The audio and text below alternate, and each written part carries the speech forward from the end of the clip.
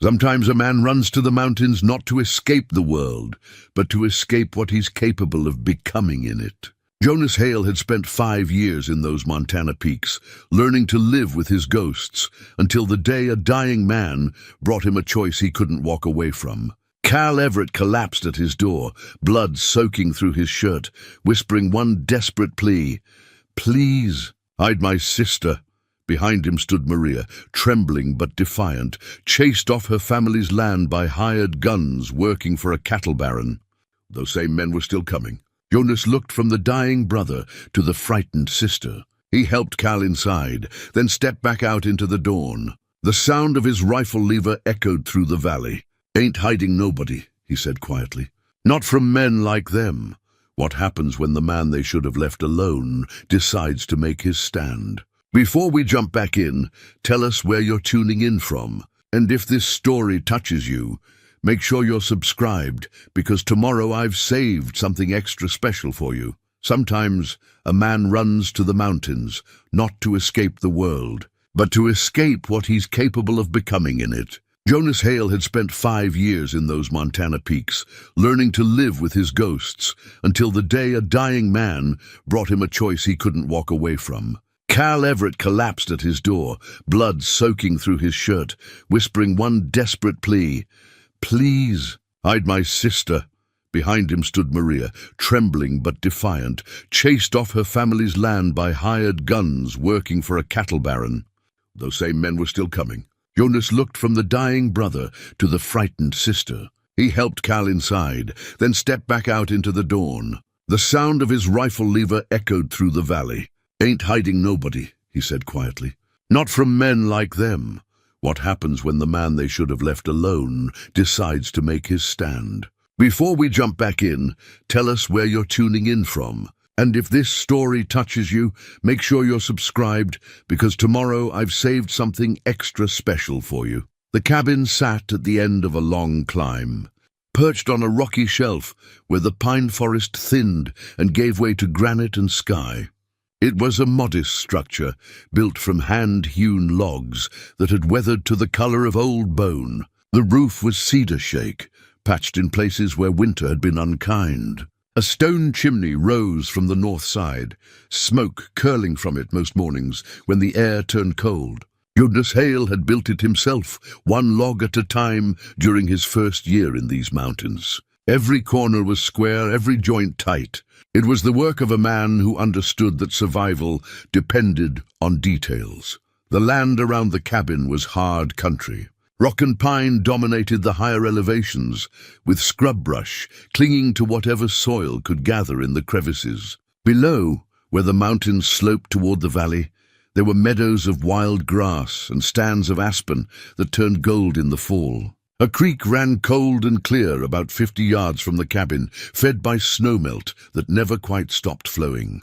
Jonas had built a small corral near the creek. For his 2 horses, a sturdy bay gelding and a grey mare that had seen better days but still had heart. Jonas was a man carved by time and circumstance into something lean and hard. He stood just over 6 feet, with shoulders that spoke of work and a frame that carried no excess. His hair was dark, threaded with grey at the temples, and he wore it longer than he had in his younger years, tied back when he worked. His face was weathered, lined around the eyes and mouth, not from smiling, but from squinting into distances and enduring weather. His eyes were grey, the color of winter clouds, and they held a kind of stillness that came from seeing too much. He was 43 years old.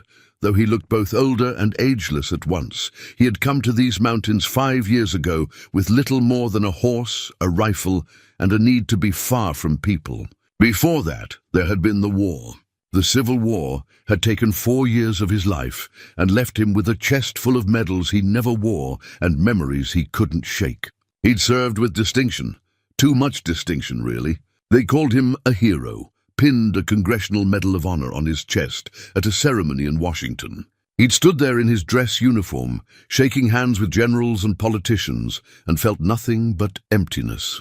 The medal was in his cabin now, tucked inside a tobacco tin on a high shelf. He never looked at it. It represented a version of himself he'd tried to bury up here in the high country, A man who'd been good at killing, who'd led men into battle and brought too few of them home. After the war, he'd tried to return to normal life. There had been a wife once, a woman named Sarah with kind eyes and a patient heart. They'd married young before the war. She'd waited for him, and when he came back, she'd tried to love the man he'd become. But he was hollow inside, haunted by the faces of the dead, both enemy and friend. She'd endured it for 2 years before the fever took her. Maybe it was a mercy. He'd failed her long before she died.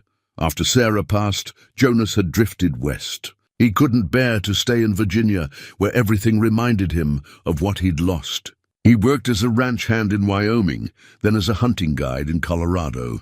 But everywhere he went, people eventually learned who he was. The war hero, Jonas the Ghost. That's what his men had called him during the conflict, because he could move through enemy territory without being seen or heard. The name had followed him, and with it came expectations he couldn't meet.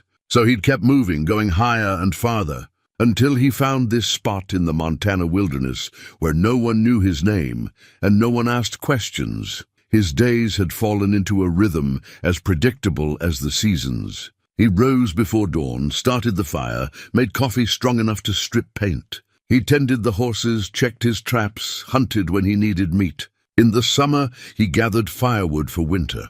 In the fall, he smoked venison and caught fish from the high lakes. Winter was the hardest, weeks of snow and isolation that could break a man's mind if he wasn't careful. But Jonas had learned to endure it. He read by firelight, maintained his equipment, and kept himself busy enough to avoid the worst of the darkness that sometimes crept into his thoughts.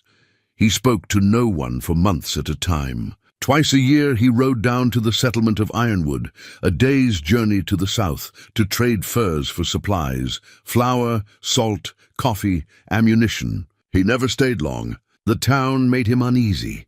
All those people pressed together, all that noise and expectation. He'd buy what he needed, maybe share a drink at the saloon to be polite, then ride back into the mountains, where the silence was clean and honest. This morning had started like any other. Jonas had risen in the dark, lit the fire, and set the coffee to boil. He'd stepped outside into the cool September dawn, breathing in air that smelled of pine and coming autumn. The sky was beginning to lighten in the east, painting the clouds with shades of rose and gold. He'd walked to the creek to fill his bucket when he heard it, the sound of a horse laboring up the trail. It was unusual enough to make him stop and listen. No one came up here. The trail was barely a trail at all, more like a suggestion in the rocks that only someone determined could follow. Jonas set down the bucket and returned to the cabin. He retrieved his rifle, a lever-action Winchester that he kept clean and ready, and positioned himself where he could see the approach without being easily seen himself. Old habits from the war. Even after 5 years of peace, his body remembered how to prepare for trouble.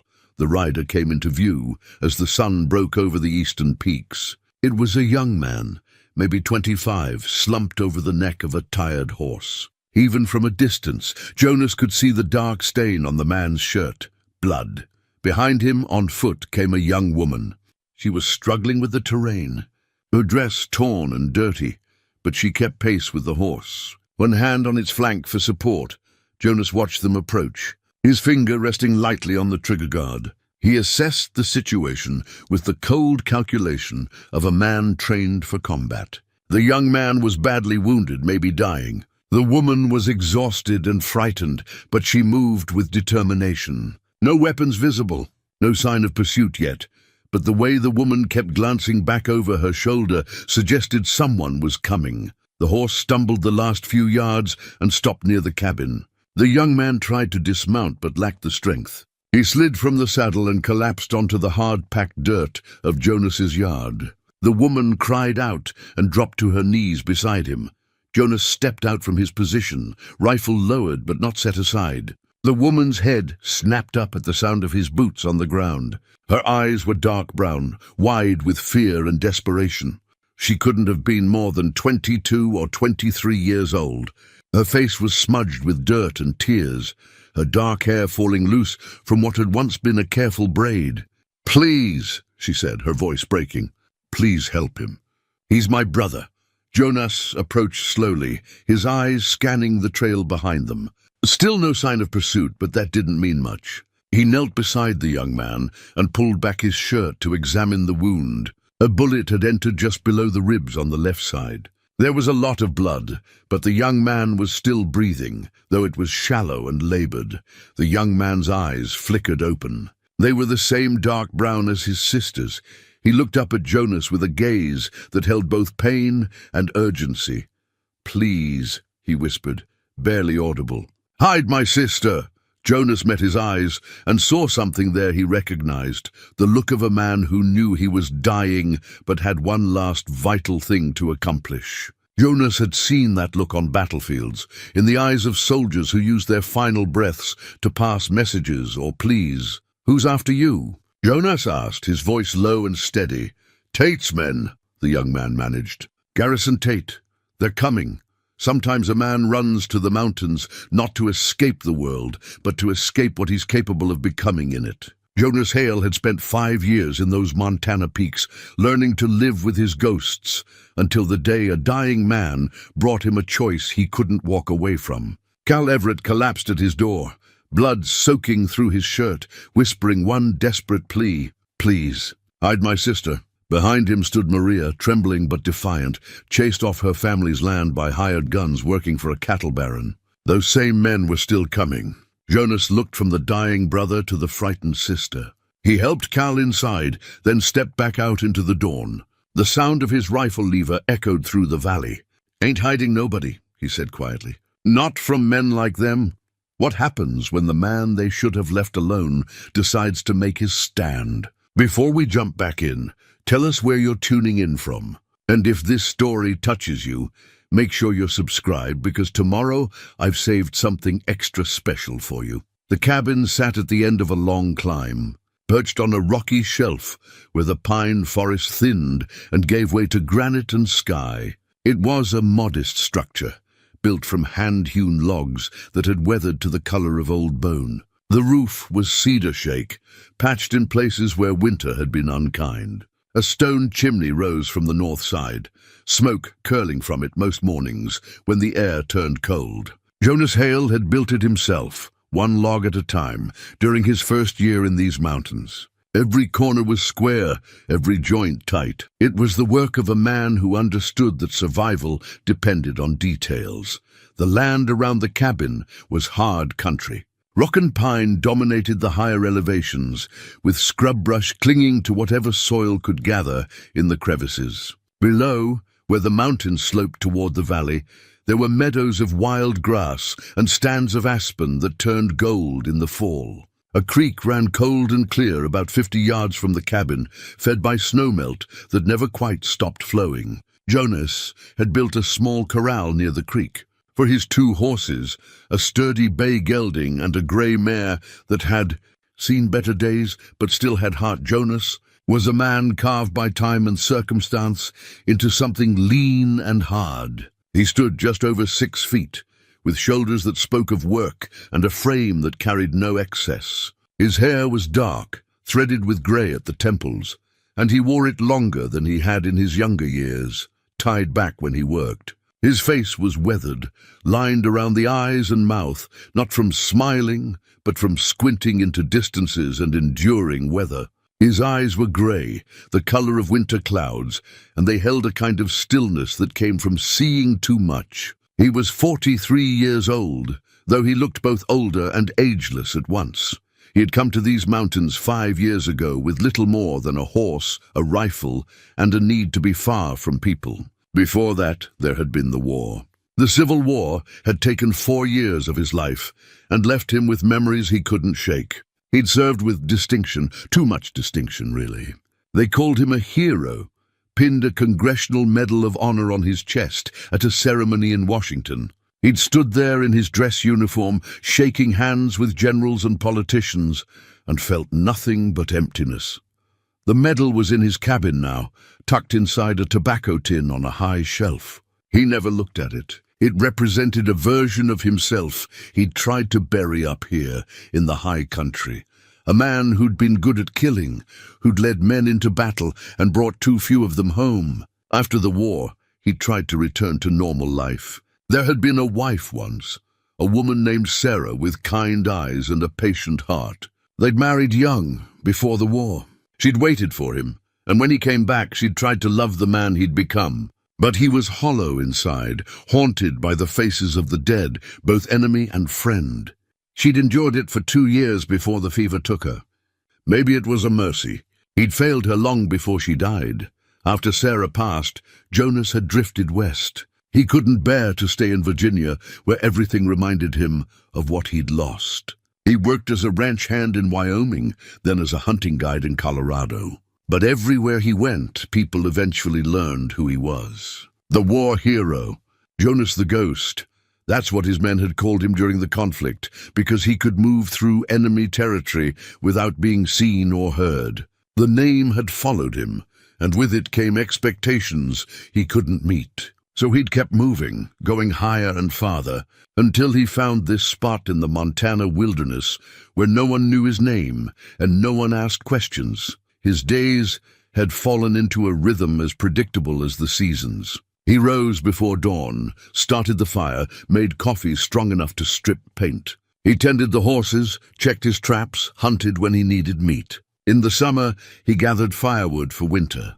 In the fall, he smoked venison and caught fish from the high lakes. Winter was the hardest, weeks of snow and isolation that could break a man's mind if he wasn't careful. But Jonas had learned to endure it. He read by firelight, maintained his equipment, and kept himself busy enough to avoid the worst of the darkness that sometimes crept into his thoughts. He spoke to no one for months at a time. Twice a year, he rode down to the settlement of Ironwood, a day's journey to the south, to trade furs for supplies, flour, salt, coffee, ammunition. He never stayed long.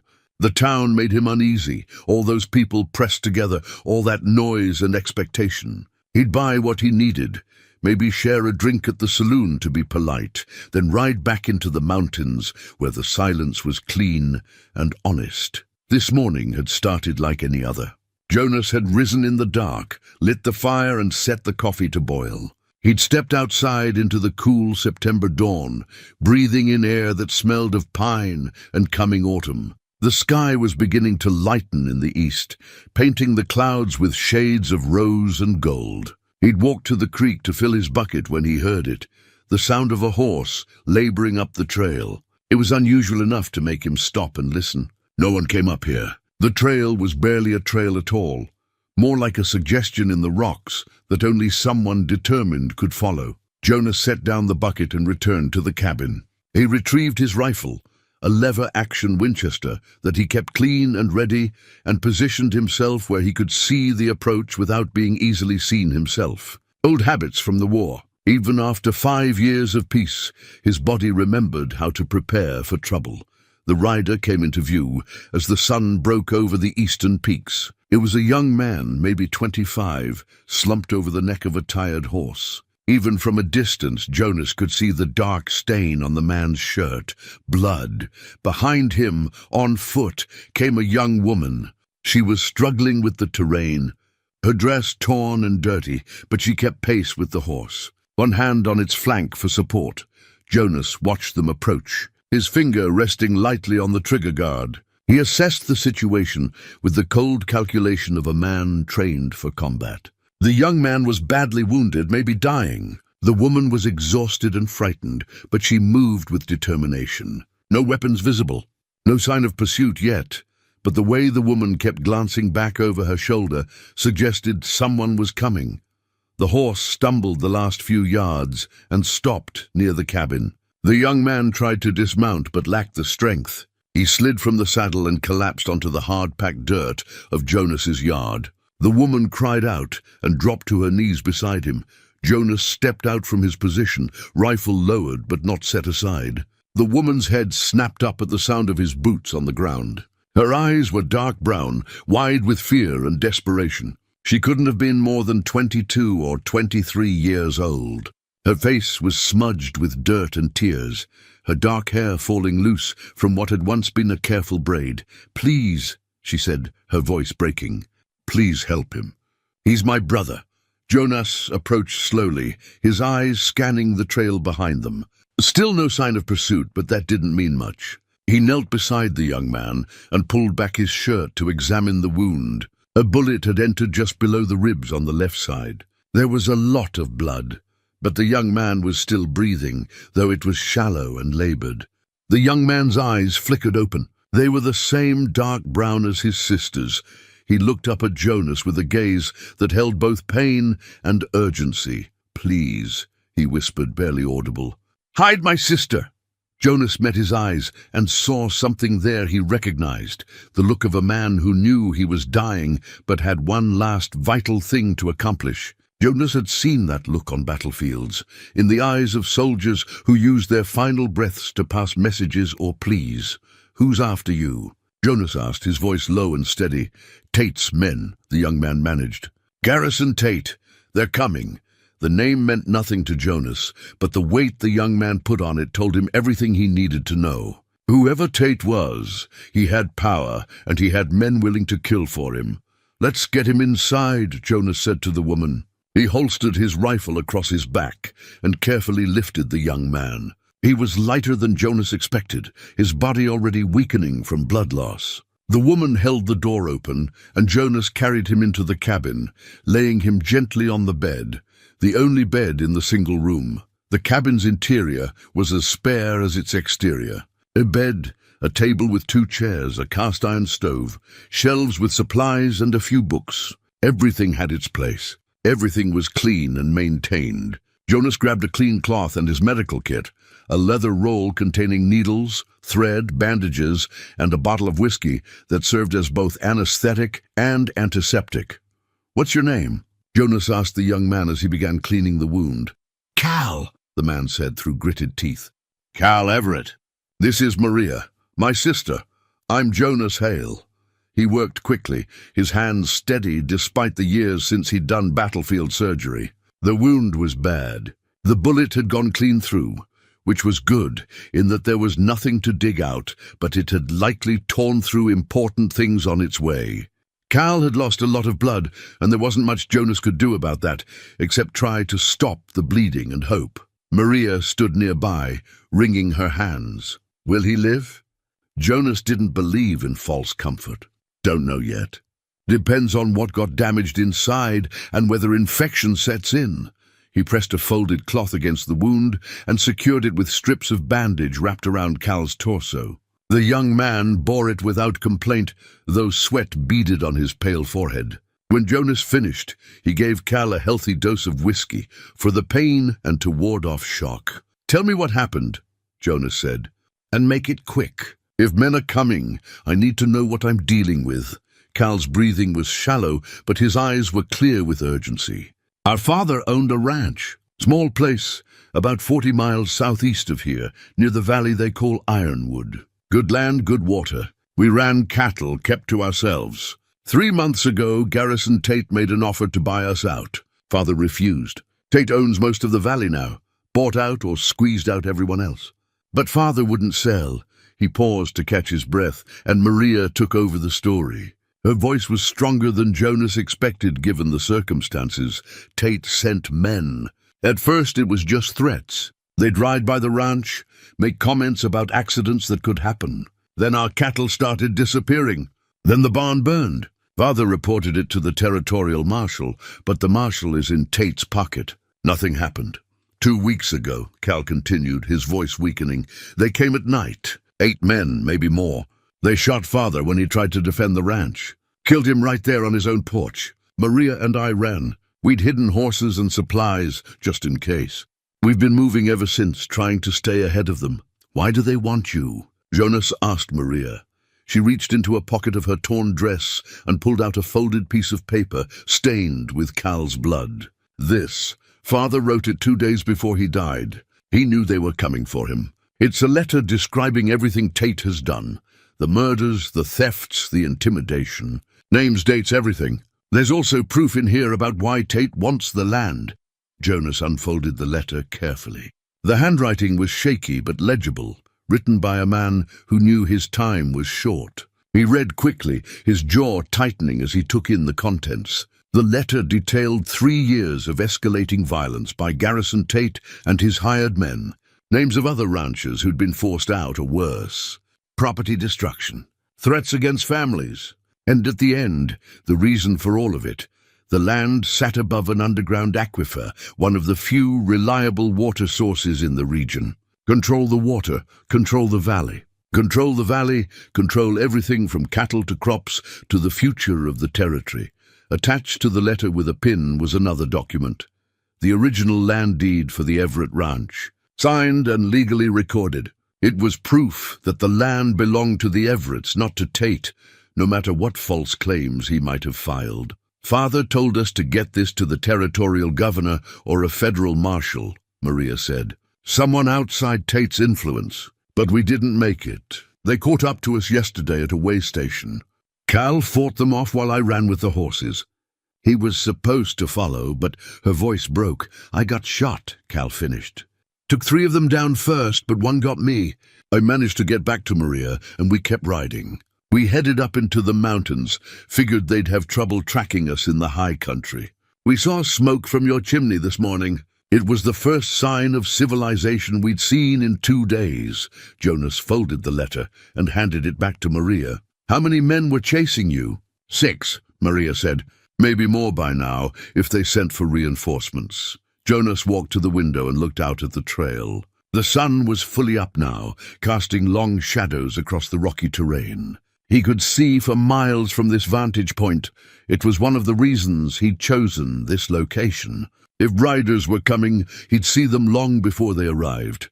"Cal needs rest and time to heal," Jonas said. "Time we probably don't have. Those men will follow your trail here. It's only a matter of when, not if." "I know," Maria said quietly. "That's why Cal asked you to hide me. He knows he's dying. He wants me to have a chance." Cal's hand reached out weakly and grasped Jonas's wrist. "Please, I don't care what happens to me.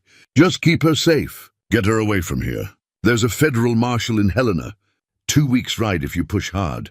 Get her there with that letter." Jonas looked down at the dying young man. He saw the desperation there, but also the determination. This wasn't a plea born of cowardice. Cal had fought for his family, taken bullets for his sister, and now in his final hours, he was trying to secure her future with his last breath.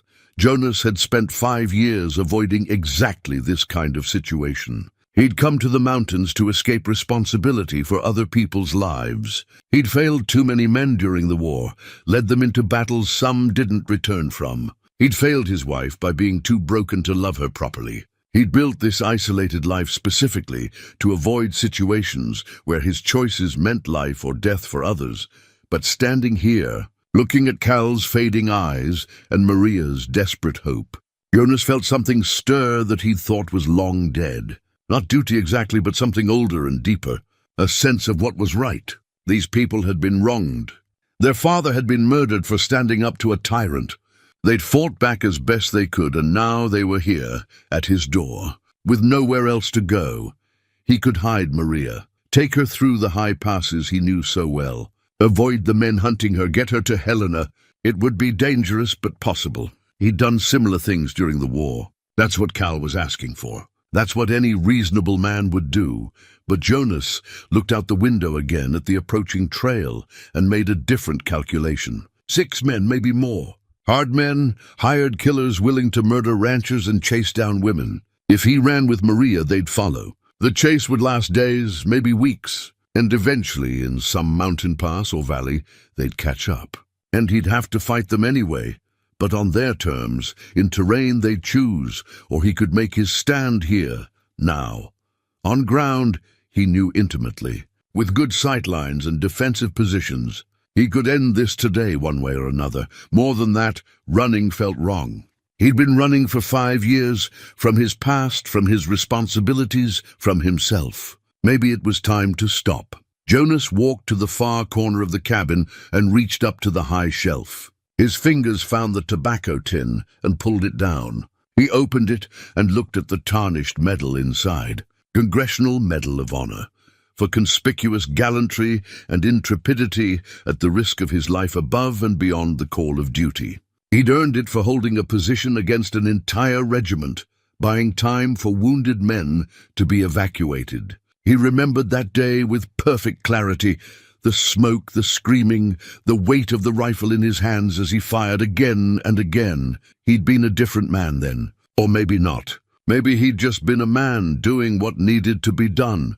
Jonas put the medal back in the tin and returned it to the shelf. Then he turned to face Maria and Cal. "I'm not hiding anybody," he said quietly. Maria's face fell, and Cal's grip on the bedsheet tightened. "I'm not hiding you," Jonas continued, "because running won't solve this. They'll just keep coming. But I'll stand with you. When those men arrive, we'll be ready for them." "You don't understand," Maria said. "These aren't ordinary men. They're killers. Tate hires the worst kind. Men who've done things that would get them hanged in civilized places." Jonas met her eyes. "I understand exactly what they are, and they need to understand what I am." He moved to a chest near the door and opened it. Inside were weapons, several rifles, revolvers, boxes of ammunition. He pulled out a custom-built Sharps rifle, longer and heavier than standard issue. He'd used this weapon during the war for long-range work. It could kill a man at distances that seemed impossible. "I spent 4 years fighting men like that," Jonas said, as he began loading weapons and checking their condition. "I know how they think, how they move, how they fight. This cabin is defensible. I've got supplies, ammunition, and high ground. If they want to come for us, let them come. But they're going to pay a price." Cal's eyes had widened. "You're serious?" "I am. You do that. For people you don't even know." Jonas was quiet for a moment, checking the action on a revolver. "Your father stood up to Tate. He died for it. You fought for your family. Your sister's here because you both did the right thing when it would have been easier to give in. That counts for something. Counts for a lot, actually." He looked at them both. "Besides, I'm tired of running. Been doing it for 5 years. Maybe it's time to make a stand for something that matters." Maria stepped forward. "Then teach me. Teach me to fight. I won't hide behind you or anyone else. This is my family they murdered. My father. If you're going to stand, I stand with you." Jonas studied her face. There was steel there beneath the fear. She meant every word. "All right," he said. "But you do exactly what I tell you, when I tell you. No hesitation. Can you do that?" "Yes." "Then let's get to work." "We don't have much time." Night in the high country was a living thing, full of sounds that most people never heard. The wind moving through pine branches made a sound like distant water. Rocks contracted in the cold, with sharp cracks that could make a nervous man jump. Animals moved through the darkness, deer, elk, the occasional mountain lion. Jonas had learned to distinguish between the natural sounds of the wilderness and the unnatural sounds of men trying to move quietly. Tonight, he heard only the wilderness.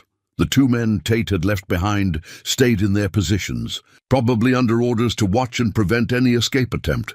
Jonas could see the faint glow of their small fire, carefully shielded behind rocks. They were maintaining discipline, which told him they were experienced. That would make tomorrow harder.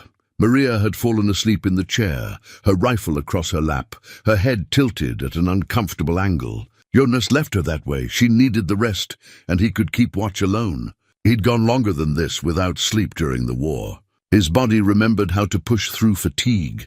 Cal's breathing was shallow and irregular. Jonas checked on him once, found his pulse weak and thready. The young man was slipping away. There was nothing more Jonas could do except make him comfortable. He adjusted Cal's blanket and returned to his watch. Around midnight, Maria stirred and woke. She looked disoriented for a moment, then remembered where she was. "I fell asleep. I'm sorry." "Don't be. You needed it." Jonas gestured to the bed. "Your brother's still hanging on." Maria moved to Cal's side and took his hand. In the lamplight, Jonas could see how young she really was, barely into her 20s, thrust into circumstances that would break most people. But she hadn't broken. There was strength in her, the kind that came from deep roots. "Tell me about your wife," Maria said quietly, surprising him. Jonas was silent for a moment. He didn't talk about Sarah, hadn't spoken her name aloud in years. But something about the darkness and the waiting made him answer. "Her name was Sarah. We married young, before I understood what war would do to a man." She waited for me while I was fighting. 4 years she waited, keeping our home together, writing me letters that kept me sane. He paused, the memories sharp despite the years. When I came back, I was different, broken in ways I didn't know how to fix. She tried to love me through it, but I was too far gone. The fever took her 2 years after I returned. Part of me wondered if she died of sadness as much as sickness. "I'm sorry," Maria said. "Me too." Jonas turned back to the window. "I came out here thinking if I just got far enough away from everything, I could outrun what I'd become. Turns out you can't outrun yourself. Is that why you decided to help us?" "To stop running." Jonas considered the question. "Maybe, or maybe I just got tired of being alone with ghosts." "At least your ghosts are honest. You know what you're fighting for and why." They sat in companionable silence after that, taking turns watching while the other rested. Around 3 in the morning, Cal woke briefly. His eyes were clearer than they'd been, which Jonas recognized as a bad sign. "Sometimes dying men got a burst of clarity right before the end, Maria," Cal whispered. She was at his side instantly. "I'm here. Remember the summer Father taught us to fish? You caught that big trout and were so proud." "I remember. Be that proud of yourself now, of what you're doing, what you've become." Cal's hand found the locket around Maria's neck, the silver one with the photographs. "Keep this safe.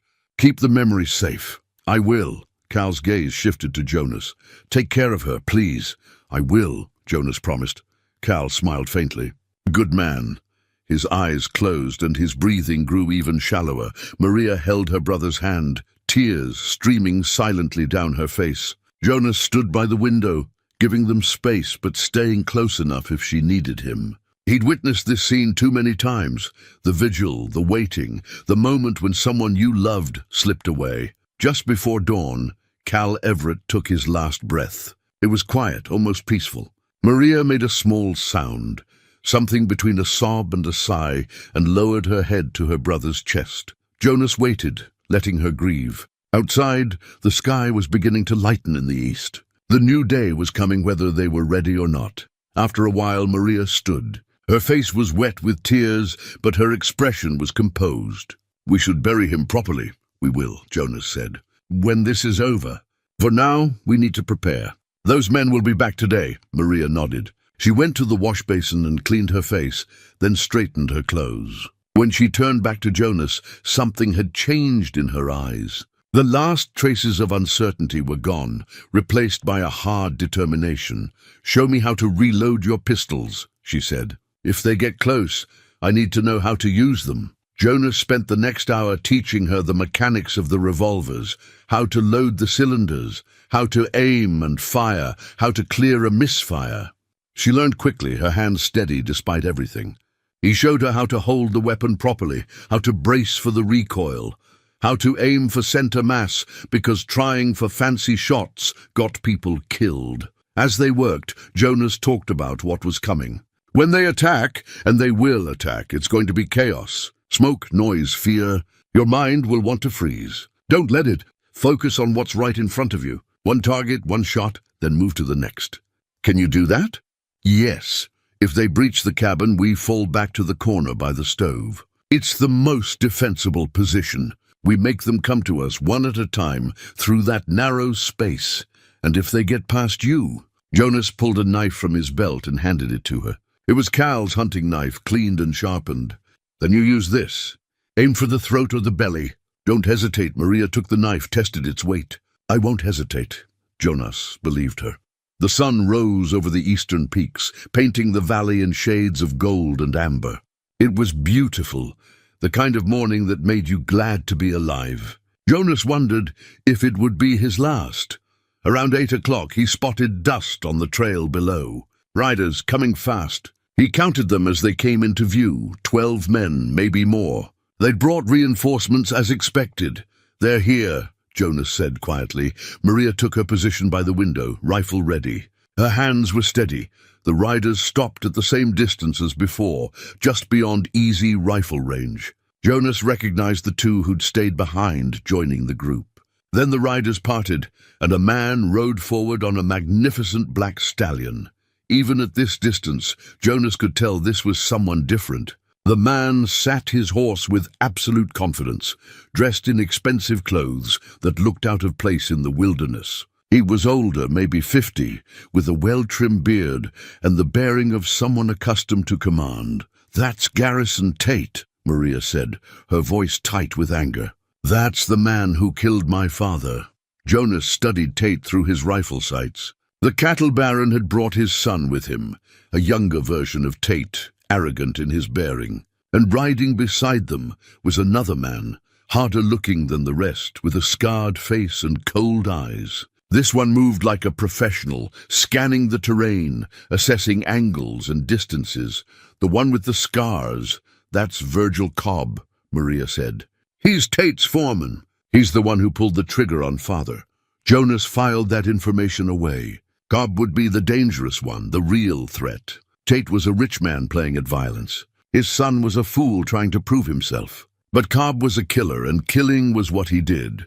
Tate raised his hand, and the group stopped. He produced a white handkerchief and waved it, a flag of truce. "Interesting," Jonas muttered. "He wants to talk." "Don't trust him," Maria said. "I don't trust anyone who murders ranchers and chases down women. But let's hear what he has to say." Jonas stepped out onto the small porch in front of the cabin, his Winchester held casually but ready. The morning air was crisp and clean, carrying the scent of pine and sage. "That's far enough," Jonas called out. "State your business." Tate's voice carried clearly across the distance. "My business is with the woman, the Everett girl. She has something that belongs to me, and I want it back. She doesn't have anything that belongs to you. She has a letter that describes your crimes, and a deed that proves her family's land is hers, not yours. I see she's been telling tales." Tate's voice was smooth, practiced. "I don't know what lies her father filled her head with, but the truth is simple. I made him a fair offer for his land. He refused. He became unreasonable, even violent. My men had to defend themselves. That's not what the letter says. It lists names, dates, and details of 3 years of murder and theft. It'll hold up in federal court." Tate was quiet for a moment. "Who are you?" "You're not kin to the Everetts. Name's Jonas Hale. And no, I'm not kin. Just a man who doesn't like seeing bullies get away with murder. Jonas Hale." Tate repeated the name thoughtfully. Then his posture changed slightly. Recognition. "Jonas Hale, the ghost, Congressional Medal of Honor. We heard you disappeared after the war." "I did. Found myself a quiet place in the mountains. Until your men showed up. Then you understand how this works. You're a military man. You know about following orders, about chains of command. These are my mountains, Mr. Hale, my territory. I employ half the people in this region. The law answers to me.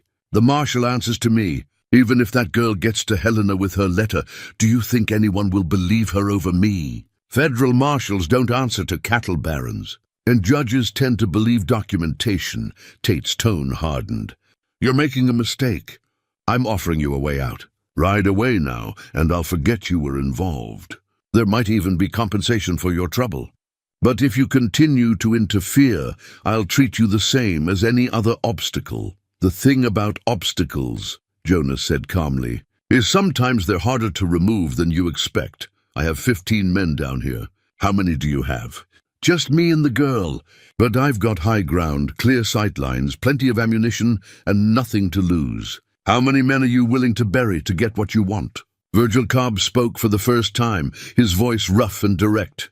"Boss, we're wasting time talking. Let me take 5 men and we'll root them out." But Raymond Tate, the son, laughed mockingly. "One old soldier and a woman? Father, this is embarrassing." "Let me handle it. I'll have them out of there in an hour." Jonas studied the young fool and made his assessment. Arrogant, inexperienced, dangerous in the way that incompetence is dangerous. The kind of man who got other people killed while he played at war. Garrison Tate seemed to be weighing his options. Finally he spoke again. "Last chance, Mr. Hale. I'm a reasonable man, but my patience has limits." "Then you better prepare to lose more men," Jonas replied. "Because we're not coming out, and you're not coming in without paying a price." "So be it." Tate wheeled his horse around and rode back to his men. Jonas returned to the cabin. Maria was pale but determined. "What now?" "Now we see if he's willing to pay the butcher's bill." Jonas checked his weapons one more time. "They'll try to overwhelm us with numbers. We need to make every shot count and break their momentum before they can organize a proper assault." Through the window, they watched Tate's men dismounting and preparing for attack. Cobb was organizing them into groups, assigning positions. Whatever was about to happen, it would happen soon. Maria touched the locket at her throat, the one with her parents' photographs, then picked up her rifle. "For father." "For Cal. For what's right," Jonas added. The first shots rang out moments later as Tate's men opened fire on the cabin. The attack came with the coordinated precision of men who'd done this before. Cobb had divided them into 3 groups, one to provide covering fire, one to flank from the north, and one to push straight up the middle. It was textbook tactics, the kind that worked against amateurs. Jonas wasn't an amateur.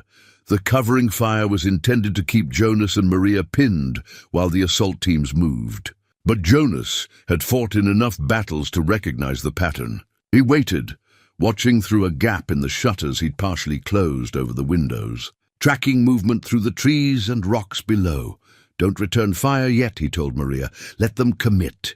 The gunfire intensified, bullets thudding into the log walls and whining off the stones of the chimney. It was meant to be intimidating, and it was working on Maria. Jonas could see her flinching with each impact. But the cabin was solid, built to withstand weather and worse. The logs were thick, the chinking sound. They'd need cannon to breach these walls, and all they had were rifles and pistols. Jonas kept his focus on the flanking team, moving through the trees to the north. 5 men moving in a loose skirmish line, using cover well. They were about 200 yards out now, thinking they were concealed by the forest and the covering fire. He brought the Sharp's rifle to his shoulder and sighted carefully. The range was moderate for the big rifle, well within its capabilities. He picked the man on the far left, the one setting the pace for the others, and led him slightly to account for movement. The Sharps boomed, and through the dissipating smoke, Jonas saw the man go down. The others froze, suddenly aware they weren't as concealed as they'd thought. Jonas had already reloaded. He fired again, and another man stumbled and fell. The flanking attack broke. The remaining 3 men scattered, falling back to better cover. Jonas had bought time and broken their momentum. "Now," he told Maria, "fire on the center group. Don't try to hit them. Just keep their heads down." Maria opened up with her Winchester, working the lever action and firing methodically at the rocks where the covering team was positioned. Her shots weren't accurate at this range, but that wasn't the point. The point was to make them keep their heads down, to make them nervous, to disrupt their rhythm. Jonas shifted his attention to the direct assault team pushing up the middle. These men were bolder, or maybe more desperate. They were using the terrain well, moving from cover to cover, getting closer with each rush. Raymond Tate was with them, shouting encouragement, playing at being a warrior. Jonas let them get to within 100 yards, then opened up with the Winchester. At this range, with clear sight lines, he was deadly. His first shot took down the lead man. His second wounded another. The third made Raymond Tate dive behind a boulder so fast he lost his hat. The assault stalled. Jonas could hear shouting from below. Cobb's voice trying to rally the men, trying to keep the momentum going. But momentum was a fragile thing in combat. Once broken, it was hard to rebuild, especially when men were dying. "They're pulling back," Maria said. Her voice breathless. Jonas watched as the attackers retreated to their starting positions, dragging their wounded with them. He counted at least 4 men down, maybe 5. Tate had lost a third of his force in the first assault, and they hadn't gotten within 50 yards of the cabin. "Good," Jonas said, "but they'll try again. And next time they'll be smarter about it." He reloaded methodically, his hands steady, despite the adrenaline coursing through his system. Years ago, in the war, this feeling had been as familiar as breathing. The sharp focus, the heightened awareness, the way time seemed to slow during combat. He'd thought he'd left it behind in the mountains. Turned out it had just been waiting below. Jonas could see Garrison Tate gesturing angrily, arguing with Cobb. Even at this distance, the body language was clear.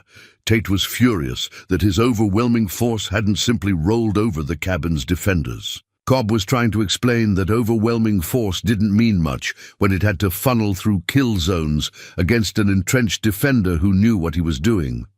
Raymond Tate was sitting on the ground, looking shaken. His first taste of real violence had apparently been sobering. "They're going to try something different," Jonas said, studying their positions. "Cobb's too smart to just throw men at us again the same way. What will they do? Fire, probably. Wait until dark and try to burn us out. It's the smart play." Jonas looked around the cabin, calculating. "We'll need to be ready to move if they succeed." "Move where?" "There's a cave system about half a mile north of here. I use it for cold storage sometimes. We could hold out there if we had to, though it's not as defensible as the cabin." Maria looked at her brother's still form on the bed. "We can't leave him." "I know. We'll bury him proper when this is done. I promise you that." The afternoon wore on in tense silence. Tate's men made no further attempts to advance, but they didn't leave either. Jonas could see them moving around down there, doing something, but the angles were wrong to get a clear view. Around 3 o'clock, Jonas figured out what they were doing. They were constructing a movable barrier, a wooden framework covered with thick planks that would provide cover as they advanced. It was crude but potentially effective. A few men could push it forward while others fired around it, providing mobile cover for an assault. "Clever," Jonas admitted grudgingly. "Cobb's adapting. Can we stop it?" "Maybe. If I can hit the men behind it, the others won't want to push it forward." Jonas positioned himself at the window with the Sharp's rifle. "But it's going to be tricky shooting." As the sun dropped lower in the sky, Tate's men began their second assault. 4 men pushed the wooden barrier forward, while the others provided covering fire. The barrier was heavy. Jonas could see them straining with the effort, but it was working. They were advancing slowly but steadily up the slope toward the cabin. Jonas waited until they were committed, until they were out in the open, with nowhere to retreat quickly. Then he aimed not at the barrier, but at the ground beneath it where he could see boots and lower legs. The Sharps boomed. One of the men pushing the barrier screamed and went down. The barrier tilted dangerously. Jonas reloaded and fired again. Another man fell. The barrier collapsed onto its side, no longer providing cover. The assault broke again. The men scattered back to their positions, leaving the barrier lying useless on the slope. Jonas heard Tate shouting, his voice carrying on the wind. He couldn't make out the words, but the tone was clear, fury and frustration. The cattle baron was learning that money and power didn't mean much when you were the one being shot at. "How much ammunition do we have left?" Maria asked. Jonas did a quick inventory. "Enough for another day, maybe 2 if we're careful. But we're not going to be here that long. Either they'll give up and leave, or they'll find a way to force us out. Which do you think they'll do?" Jonas looked down at where Tate was pacing back and forth, gesturing angrily. "He's invested too much now, money, men, pride. He can't walk away without losing face. So he'll find a way or he'll die trying." As if in response to Jonas's prediction, he saw Cobb gathering a group of men and pointing toward the west. Jonas shifted position to get a better view and felt his stomach tighten. They were moving toward the creek, the source of the cabin's water. "They're going to cut off our water," Jonas said. "Or poison it." Maria's eyes widened. "Can they do that?" "If they get to the creek upstream of us, yes. They can foul it or divert it. Without water, we can't hold out more than a few days," Jonas calculated quickly. They had perhaps 2 days' worth of water in the containers inside the cabin. After that, they'd have to either break out or surrender. He watched as 6 men made their way carefully toward the creek, using the terrain and the fading light to conceal their movement. Jonas could take some of them out, but not all 6 before they reached the water. And once they were there, dislodging them would be nearly impossible without leaving the cabin's protection. "We've got a problem," Jonas said quietly. Before he could elaborate, he heard a new sound, horses approaching from the south. For a moment he thought it was more reinforcements for Tate. But then he saw only 2 riders, and they were coming fast, pushing their horses hard.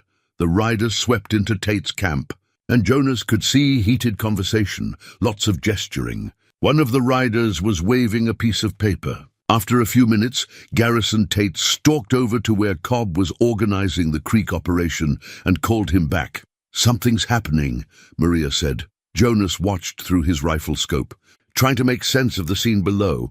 Whatever news the riders had brought, it had changed Tate's plans. The cattle baron was arguing with Cobb, who was shaking his head. Raymond Tate joined the conversation, and it became more heated. Finally, Tate gestured sharply, and his men began pulling back, consolidating into a defensive perimeter. The operation against the creek was abandoned. "They're stopping," Maria said, confused. "Why are they stopping?" Jonas didn't lower his rifle. "Don't know yet. Could be a trick. Could be they're waiting for dark. Could be something else entirely." They waited as the sun set and darkness fell over the mountains. Tate's men built fires and settled into what looked like a siege camp. No more attacks came. Jonas maintained watch, suspicious of the sudden change in tactics. Around midnight, Maria came to stand beside him at the window. "Do you think they'll give up? Just leave?" "Men like Tate don't give up. They just change strategies." Jonas kept his gaze on the fires below. "Something changed today. Those riders brought news that made Tate pause. I don't know what it was, but we need to use whatever time it bought us. To do what?" Jonas turned to look at her. "To make sure if they do break through, that letter and deed get out. Someone needs to know the truth about what Tate's done." Maria touched the locket at her throat again, then pulled out the blood-stained papers from where she'd kept them tucked inside her dress. "Cal died for these. Father died for these. I'm not giving them up. I'm not asking you to. I'm saying we need a backup plan. If things go bad, one of us needs to get out with those documents. We could both run. Tonight, while they're settled in camp," Jonas considered it. The tactical part of his mind calculated routes, distances, pursuit times. They could slip away in the darkness, use his knowledge of the terrain to stay ahead of pursuit. They might even make it, but the same part of his mind that had kept him alive through 4 years of war told him that running now would just postpone the inevitable. Tate would hunt them. He had the resources, the men, and now apparently a personal stake in seeing this through. Better to end it here on ground Jonas knew and controlled. "We could run," Jonas agreed. "But I think we've got a better play." "What?" Jonas smiled grimly. "We go on the offensive. Stop reacting to what they do and make them react to us." Maria stared at him. "There are still 12 or 13 of them down there, and 2 of us up here.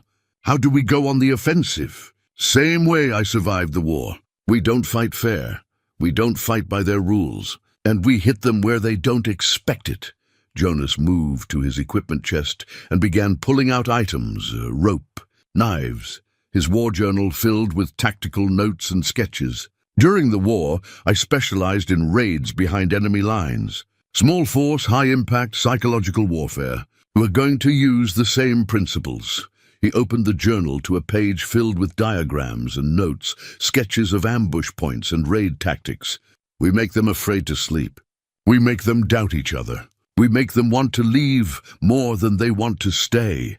Maria looked at the journal, at the careful notes written in Jonas's precise hand. She saw dates from the war, mission reports, casualty counts. This was the work of Jonas the Ghost, the warrior he'd tried to leave behind. "When do we start?" she asked. "Tonight. While they think we're pinned down and defensive." Jonas closed the journal and met her eyes. "But I need you to understand something. What I'm planning, it's not clean, it's not honorable by regular standards. It's guerrilla warfare, the kind of fighting that leaves marks on your soul. They murdered my father," Maria said flatly. "They shot my brother. They've killed good people for money and land. I'm not worried about my soul right now." Jonas nodded slowly. He recognized that hardness in her voice. He'd heard it in his own voice once, years ago, when he'd crossed a line and decided that winning mattered more than maintaining his illusions about war being noble. "All right then, here's what we're going to do." The plan was simple in concept but dangerous in execution. Jonas would leave the cabin under cover of darkness, circle around Tate's camp, and create enough chaos to make them think they were under attack from multiple directions. Meanwhile, Maria would maintain a presence in the cabin, firing occasionally to make it seem both defenders were still inside. The key is timing, Jonas explained as he prepared his equipment. He blackened his face with ash from the stove, tied back his hair, and dressed in dark clothing. I'll be gone for maybe 2 hours. You keep watch. Fire a shot every 15 minutes or so at different windows. Make them think we're both still here. What if they attack while you're gone? They won't. They're settled in for the night. Gob's too smart to launch a night assault without preparation, and I didn't see any signs they were preparing. Jonas checked his revolvers, making sure each cylinder was fully loaded. But if something does happen, you fall back to the cave system. You know the route I showed you. Yes, take the letter and deed. That's what matters. Jonas moved to the door, then paused. Maria, if I don't come back, you'll come back, she interrupted firmly. You're Jonas the ghost. You don't get caught. Jonas smiled at her confidence, though he knew better than to assume anything in combat. Keep that thought.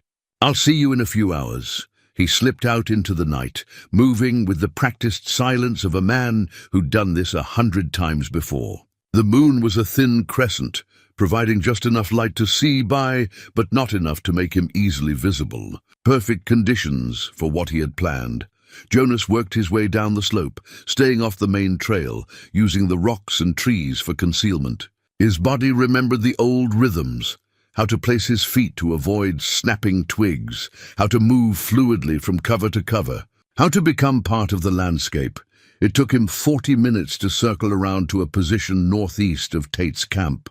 He could see their fires, hear their voices carrying on the night air. They'd posted sentries, but the guards were watching the cabin, not the surrounding forest. They expected any attack to come from above, not from behind. Jonas counted the men visible around the fires. 11, not counting the sentries. 2 men were missing, either dead or badly wounded from the earlier fighting.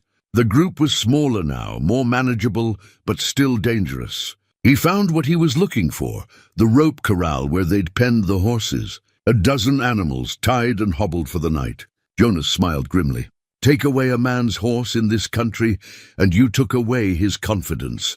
Moving like a shadow, Jonas approached the corral from downwind so the horses wouldn't spook at his scent. He worked quickly and quietly, cutting ropes, removing hobbles.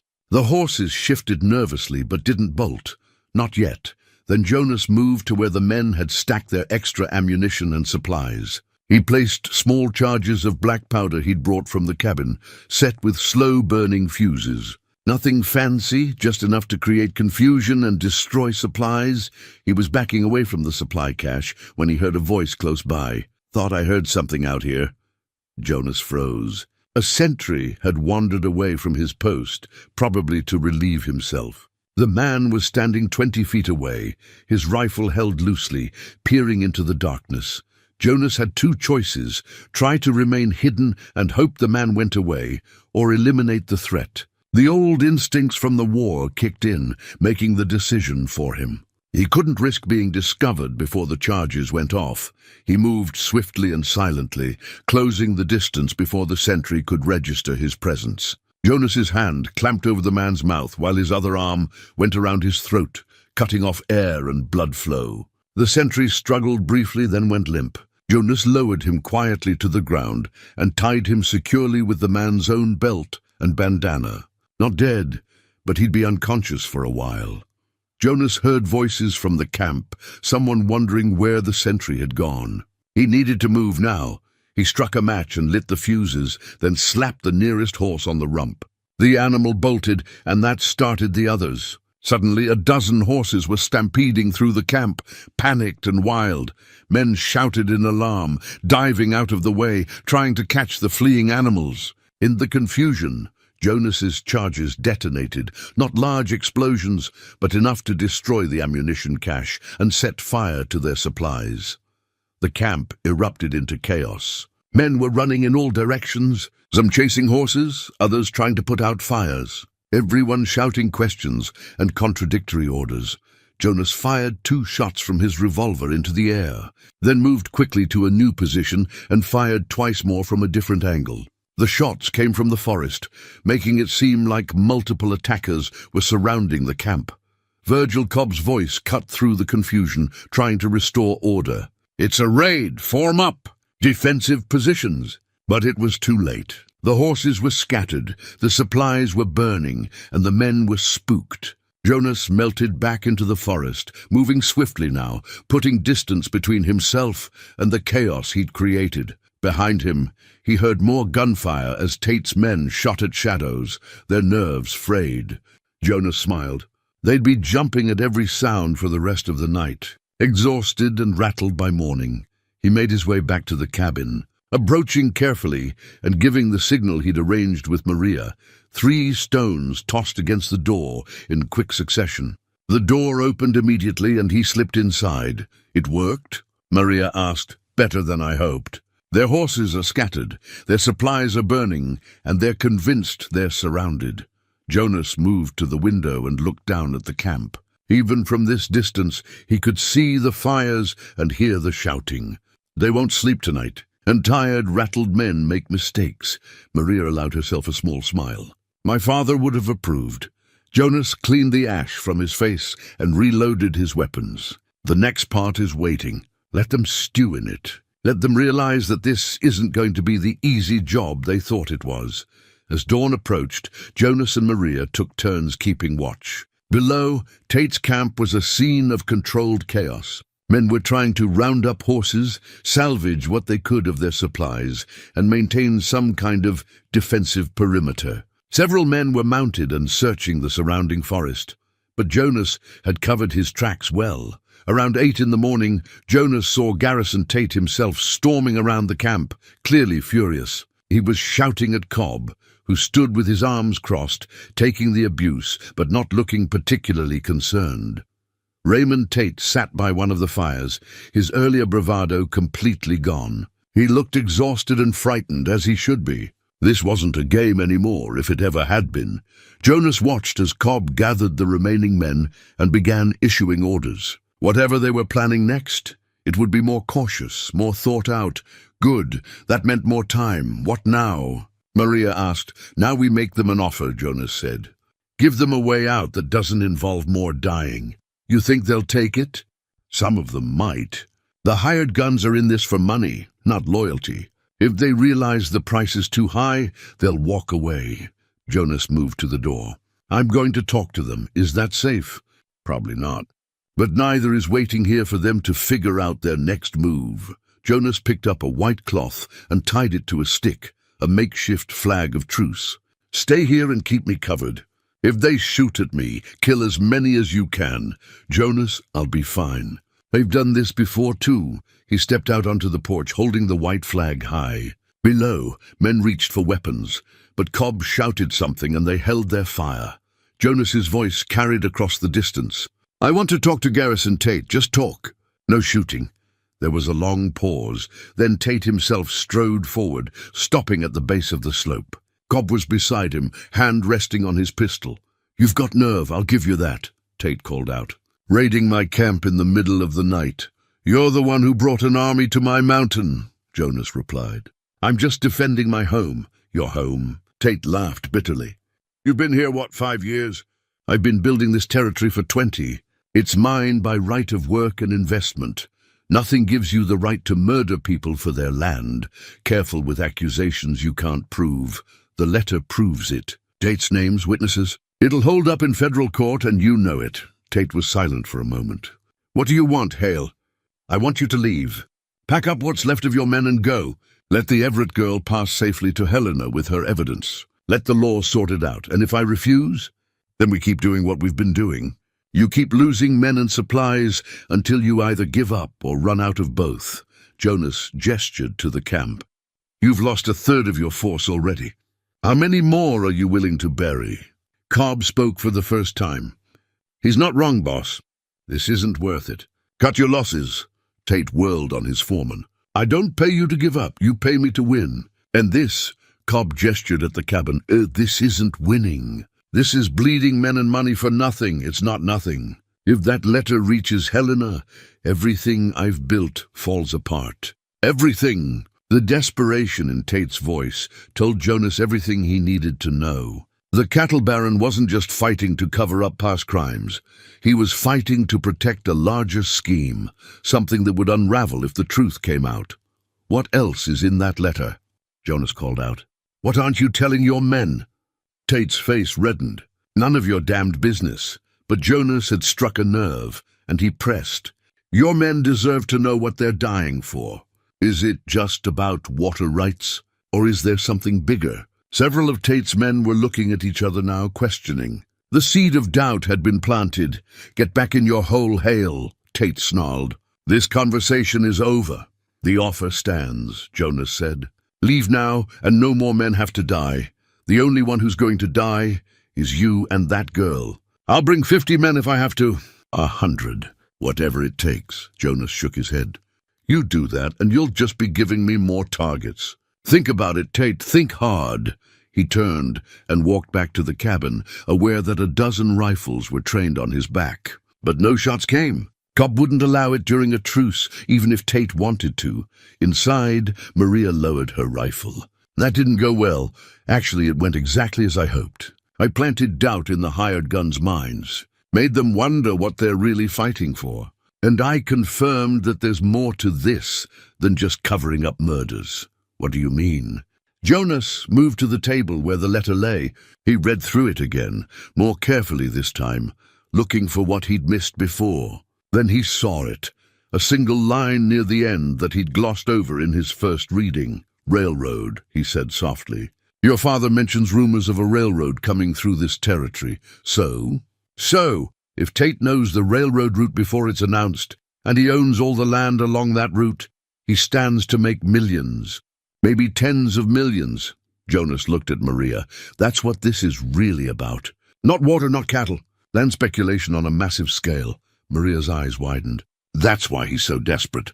If the truth comes out before he secures all the land, the railroad company will investigate. They'll refuse to deal with him. Exactly. And that means he can't afford to let us reach Helena with this information. Jonas walked back to the window. He'll come at us again, soon, and this time he won't hold back. They spent the rest of the day preparing for the next assault. Jonas knew it would come.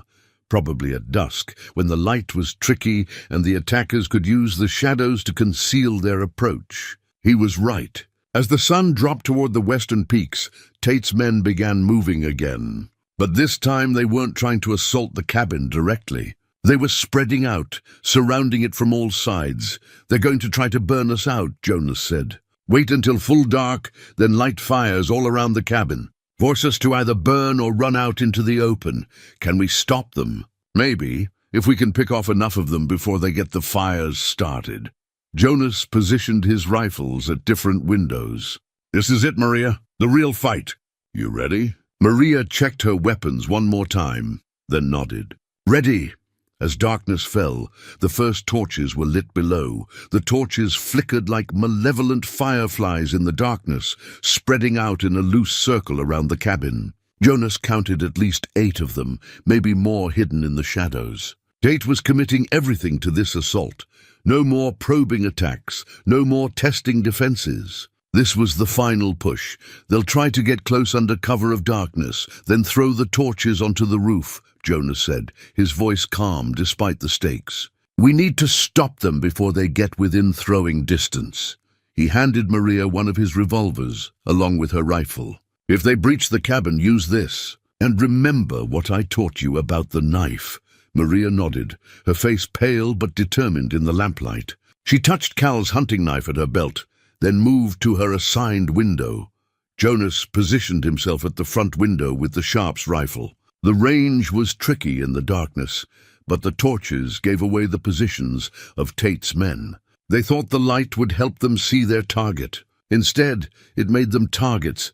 The first shot from the Sharps boomed through the night. One of the torches went flying as the man carrying it fell. The others immediately dropped their lights and dove for cover, but Jonas had already marked their positions. He fired twice more with the Winchester, forcing them to stay down. Maria opened fire from her window, the muzzle flash briefly illuminating her focused face. She was firing at shadows and movement, keeping the attackers off balance, but Tate had learned from his earlier failures. While some men provided the distraction with torches, others were moving in the darkness without lights, approaching from multiple directions. Jonas heard sounds from the north side of the cabin, footsteps, whispered commands. "North side," he called to Maria. "At least 3 of them." Maria swung her rifle around and fired through the shuttered window. Someone cursed in pain, and Jonas heard scrambling as men retreated. Then came the sound of breaking glass. Something crashed through the east window, a torch wrapped in oil-soaked cloth. It landed on the floor, flames spreading quickly across the old wood. "Fire!" Maria shouted.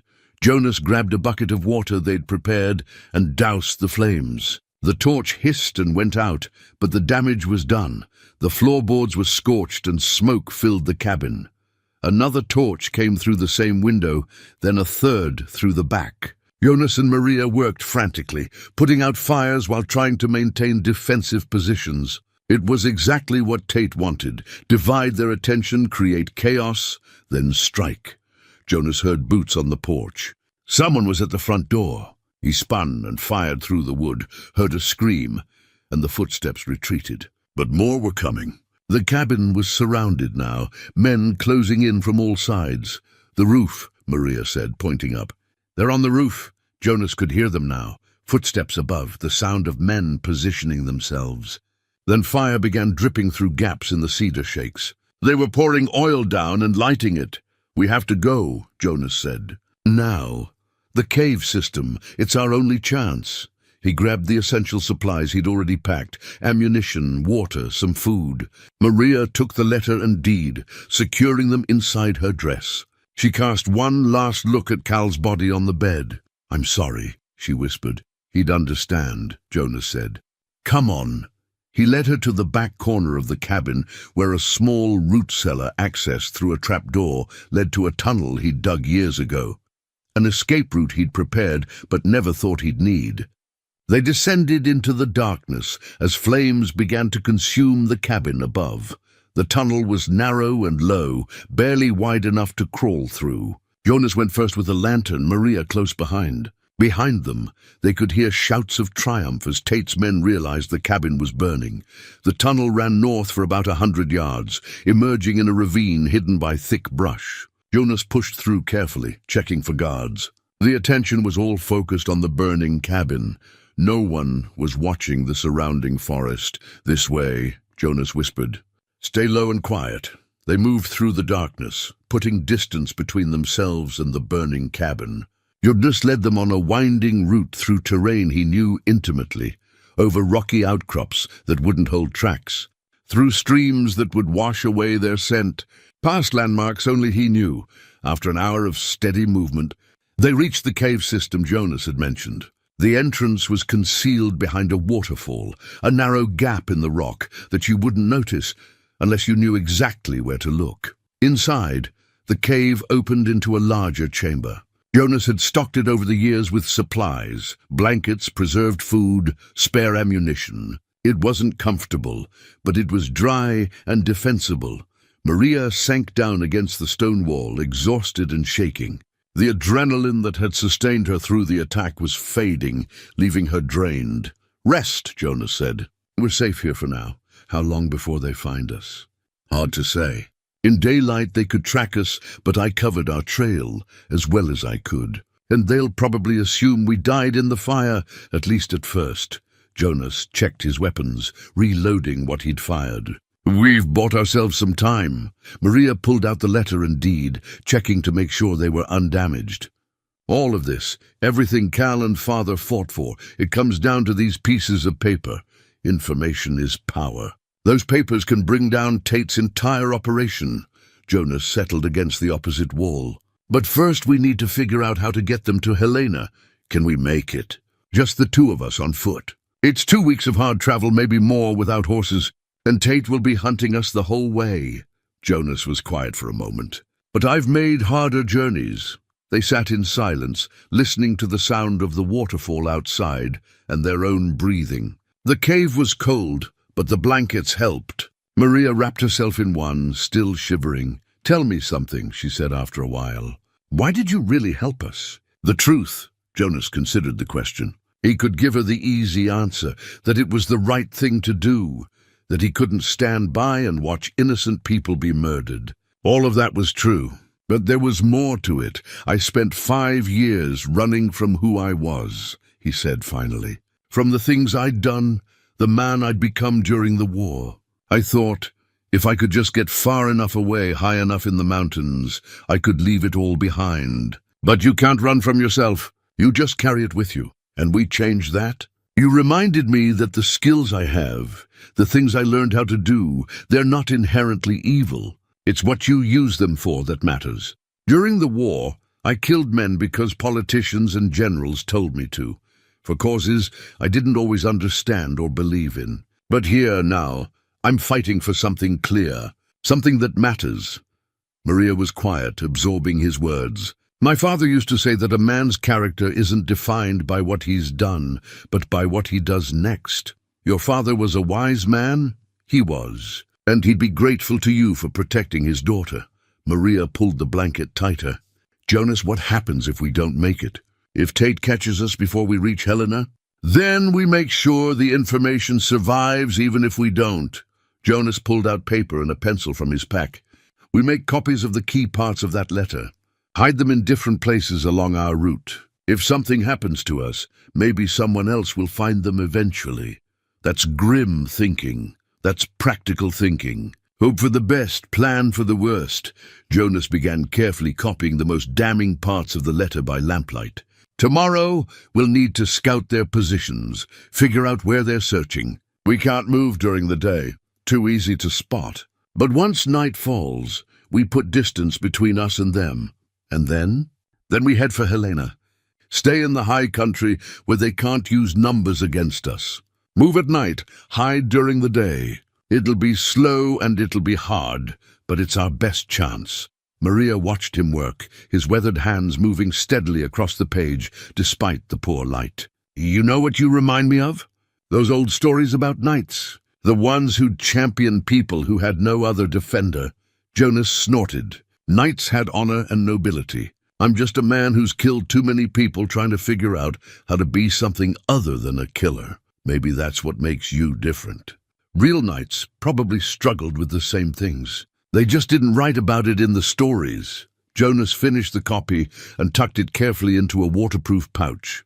Get some sleep. I'll take first watch. We've got a long road ahead of us. Maria settled against the cave wall, wrapped in the blanket. Within minutes, exhaustion claimed her and she was asleep. Jonas sat by the entrance, watching the darkness beyond the waterfall. His cabin was gone. The home he'd built with his own hands, the sanctuary where he'd tried to outrun his demons. Everything he'd owned in the world had been in that cabin, and now it was ashes. But somehow he didn't feel the loss as keenly as he'd expected. The cabin had been a prison as much as a refuge. And maybe that's what he'd needed, to have it taken away, to be forced back into the world, to remember what it felt like to fight for something that mattered. He thought about Sarah, about the life they'd tried to build. She'd wanted him to be something he couldn't be, a normal man with a normal life, untouched by war and violence. He'd failed her because he'd been trying to pretend he was someone he wasn't. But Maria didn't need him to be normal. She needed him to be exactly what he was, a warrior, a protector, someone who knew how to survive when civilization's rules no longer applied. Maybe that was its own kind of redemption. As dawn began to lighten the sky beyond the waterfall, Jonas heard sounds in the distance, men calling to each other, searching. Tate hadn't given up. He was hunting them, and he wouldn't stop until he had the letter or until Jonas stopped him permanently. Jonas checked his weapons one more time. The Sharps rifle, 2 revolvers, Cal's hunting knife. Not much against however many men Tate could muster. But Jonas had learned long ago that determination and skill often mattered more than numbers. The hunt was on, and this time Jonas wasn't running. He was leading them exactly where he wanted them to go. He pulled out his war journal and began sketching the terrain between here and Helena, marking ambush points and defensive positions. If Tate wanted a hunt, Jonas would give him one. But the cattle baron might discover too late that he was chasing a hunter, not prey. Maria stirred as the sun rose, blinking awake in the dim cave light. They're still out there? Yes, searching systematically. They'll find this cave eventually. Jonas closed the journal. But not today. Today we rest and plan. Tonight we move. Where? Jonas pointed to a mark on his sketched map. There's a narrow canyon about 10 miles north, called Devil's Gate by the trappers who know it. The walls are steep, the passage narrow. If we can get there ahead of them, we can hold off an army with just the two of us. And after that we keep moving. Keep them chasing us through the high country until we either lose them or thin their numbers enough to make a break for Helena. Jonas met her eyes. It's going to be hard, Maria. Harder than anything you've done so far. Can you do it? Maria thought of her father, murdered on his own porch, of Cal dying to save her, of everything that had been taken from her family by a man who thought power and money made him untouchable. I can do it, she said. Whatever it takes. Jonas nodded. Then let's make sure Garrison Tate regrets the day he decided to cross the Everett family. The sun climbed toward midday, turning Devil's Gate into an oven of reflected heat from the stone walls. Jonas and Maria maintained their positions, conserving energy, sipping water sparingly. Jonas had learned patience in the war, the ability to wait hours or even days for the right moment. He taught Maria to do the same, to settle into stillness, to make herself comfortable enough to endure. Around noon, Jonas spotted the first scout. A lone rider appeared on the ridge to the south, silhouetted against the sky. The man was studying the canyon through a spyglass, taking his time, being thorough. He spotted the canyon, Jonas whispered. Probably wondering if we're inside. The scout disappeared, riding back the way he'd come. Jonas knew what would happen next. The scout would report to Cobb or Tate. They'd discuss options, then they'd approach carefully. Good. More time for Jonas and Maria to prepare. How will they come at us? Maria asked. Jonas studied the terrain with a tactician's eye. And they'll send men around to seal off the far end of the canyon, make sure we can't slip out the back. Then they'll probe the entrance, test our defenses. When they realize we're here and dug in, they'll have a choice. Try to force their way through or wait us out. And if they wait, then we've bought time. Every hour we keep them here is an hour we're not running. An hour their supplies dwindle, an hour their men get more tired and frustrated. Jonas shifted his position slightly. Sieges favor the defender, as long as the defender has supplies. We've got water from the stream running through the canyon and enough food for several days. They're the ones burning resources. An hour later, riders appeared, 8 men led by Virgil Cobb himself. They approached the canyon entrance cautiously, spreading out, using cover. Professional work. These men had learned from their earlier mistakes, Cobb called out, his voice echoing off the canyon walls. Hale, I know you're in there. Let's talk like reasonable men. Jonas considered not responding, but information worked both ways. Sometimes you could learn as much from a conversation as from watching. I'm listening, Cobb. You've made your point. You're a dangerous man, and we've lost good people underestimating you. But this doesn't have to end with more dying. That's up to Tate. He's the one who started this. The girl has something that belongs to Mr. Tate. Return it, and everyone can walk away. She has evidence of murder and land theft. That doesn't belong to Tate. It belongs in a courtroom. There was a pause. Then Cobb said, I'm going to be straight with you, Hale. I've been doing this work for 15 years. I've seen how these things end. Tate has unlimited resources. He can bring in 50 men, 100 if he needs to. Eventually you'll run out of ammunition or supplies or luck. Why die for people you barely know? Jonas appreciated the honesty, even if he didn't agree with the conclusion. Because it's the right thing to do. You understand that, Cobb. I can hear it in your voice. You're a professional, not a murderer. How many innocent people have to die before you draw a line? Another pause, longer this time. I draw my line where my paycheck is. Everything else is philosophy. Philosophy matters when you're the one doing the killing. Ask yourself what you're going to tell yourself 10 years from now about the things you did for Garrison Tates. Money, pretty words from a man with a Medal of Honor, but medals don't mean much when you're dead. Cobb's tone hardened. Last chance. Send out the girl and the papers. You can walk away. No deal. Then I'll do what I'm paid to do. Cobb and his men withdrew out of rifle range. Jonas watched them go, knowing the next time they appeared, it would be to attack. He seems different from the others, Maria said. less vicious. He's a professional. Does a job, gets paid, doesn't make it personal.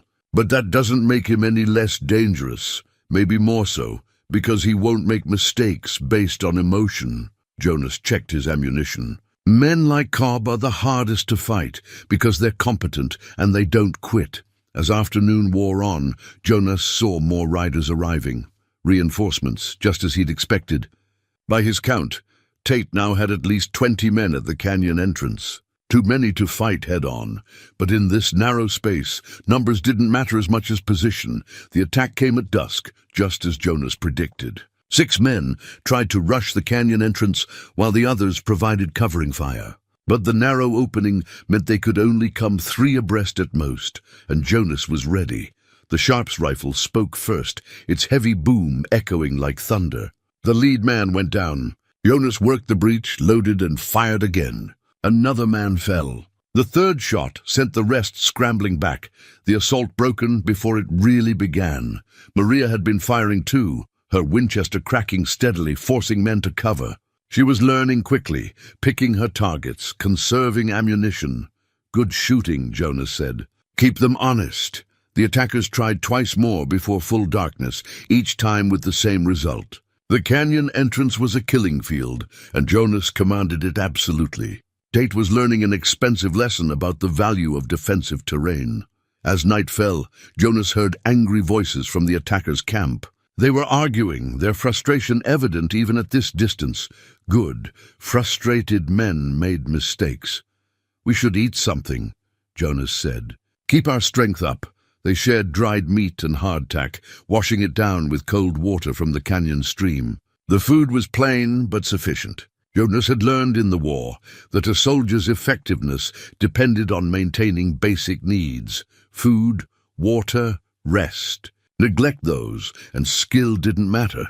"Do you think they'll try again tonight?" Maria asked. "Probably not. Cobb's too smart to waste men on night assaults when we hold the defensive position. They'll wait for morning, try something different." Jonas settled back against the rock. "Get some sleep. I'll keep watch. Wake me in a few hours." "You need rest too," Jonas nodded, though he doubted he'd wake her.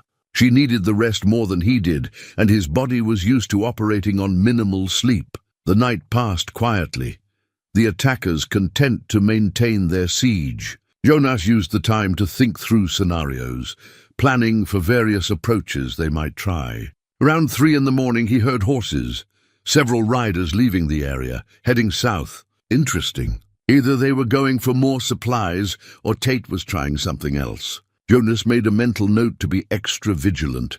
Dawn came with surprising beauty, the sun painting the canyon walls in brilliant oranges and reds. Jonas woke Maria gently, and they ate a quick breakfast while watching for movement.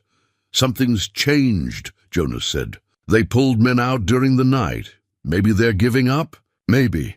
Or maybe they're trying to flank us, come in from the back of the canyon." Jonas moved to check their rear positions. The canyon ran for about a mile before opening into a wider valley. If Tate sent men around to approach from that direction, they'd be caught between 2 forces. "We need to scout the back," Jonas decided. "You hold this position. I'll move through the canyon and make sure no one's coming up behind us. Is that safe?" Safer than being surprised. Jonas took his Winchester and several loaded revolvers. "If you hear shooting from deeper in the canyon, fall back to the second defensive position we set up. Don't try to come help me. Just hold the line here." Maria didn't like it, but she understood the necessity. "Be careful." Jonas moved through Devil's Gate, using the rocks and shadows for concealment. The canyon floor was treacherous with loose stones and hidden crevices, but he navigated it with the ease of long practice. About halfway through, he heard voices ahead, men approaching from the far end of the canyon. So Tate had sent a flanking force after all. Jonas counted at least 6 riders coming through the wider valley toward the narrow canyon. He found a position among the boulders and waited. The riders entered the canyon cautiously, aware they were in a vulnerable position but confident in their numbers. They were talking quietly, working out their approach. Jonas recognized one voice, Raymond Tate, the cattle baron's son. The young fool had been given command of this flanking force, probably to let him prove himself. "Keep sharp," Raymond was saying. Father says the ghost is dangerous, but he's just one man. 6 of us should be more than enough. Jonas let them get deeper into the canyon. Let them commit. Then he fired. The Sharp's rifle's boom was amplified by the canyon walls, sounding like artillery. Raymond's horse went down, throwing its rider. Jonas fired again, dropping another horse. The confined space worked against the riders. They couldn't maneuver, couldn't use their numbers effectively. Jonas moved to a new position, while the riders scrambled for cover. He fired twice more with his revolvers, not trying for kills, but creating chaos, making them afraid to move. Raymond was shouting orders, his voice cracking with panic. His men were veterans enough to know they were in a bad tactical position, but trapped between loyalty to their employer's son and self-preservation. Jonas fired again, and one of the riders decided he'd had enough. The man spurred his horse and rode hard back the way they'd come. Another followed, then a third. Raymond screamed at them to hold position, but fear was contagious. Within minutes, the flanking force had retreated, leaving Raymond with just 2 men. The young Tate was shouting threats after his departed riders, his face red with humiliation and rage. Jonas could have killed all 3 of them easily from his concealed position. But he'd made his point. The canyon was indefensible for attackers from either direction. He let them retreat, carrying the message back to Garrison Tate that his son's assault had failed as completely as every other attempt. Jonas returned to the front entrance where Maria was maintaining her position. They tried to flank us. It didn't work. I heard the shooting. Was it bad? Broken their momentum again. Scattered their forces. This siege is costing Tate more than he bargained for. Jonas allowed himself a tired smile. He's running out of options. By midday, the situation at Devil's Gate had reached a stalemate. Tate's forces surrounded the canyon, but couldn't push through without suffering casualties they were increasingly unwilling to accept. Jonas and Maria held a position that was nearly unassailable, but couldn't leave without fighting through superior numbers. Jonas was studying the enemy, camped through his spyglass when he noticed unusual activity. Men were gathering around Garrison Tate, and there appeared to be a heated argument. Cobb stood off to one side, his body language suggesting disagreement with whatever was being discussed. "Something's happening," Jonas said. "Some kind of dispute in their ranks." Maria moved to where she could see. "Can you tell what they're arguing about?" "Not from here, but based on Cobb's posture, I'd say he's advising retreat and Tate isn't listening." Jonas lowered the spyglass. "The longer this goes on, the more Tate's men will question whether the pay is worth the cost." As if to confirm Jonas's assessment, 3 riders suddenly broke from the group and headed south at a gallop. They weren't scouts, they were deserters, men who'd decided that whatever Tate was paying wasn't worth dying for. Tate was gesturing angrily, shouting at the departing riders. Cobb moved closer to his employer, clearly trying to calm him down. But Garrison Tate seemed to be coming apart, the careful control he'd maintained, crumbling under the weight of repeated failures. "He's losing his men," Maria said. "They're giving up, some of them. But Tate still has enough to be dangerous, and desperate men do desperate things." Jonas turned to Maria.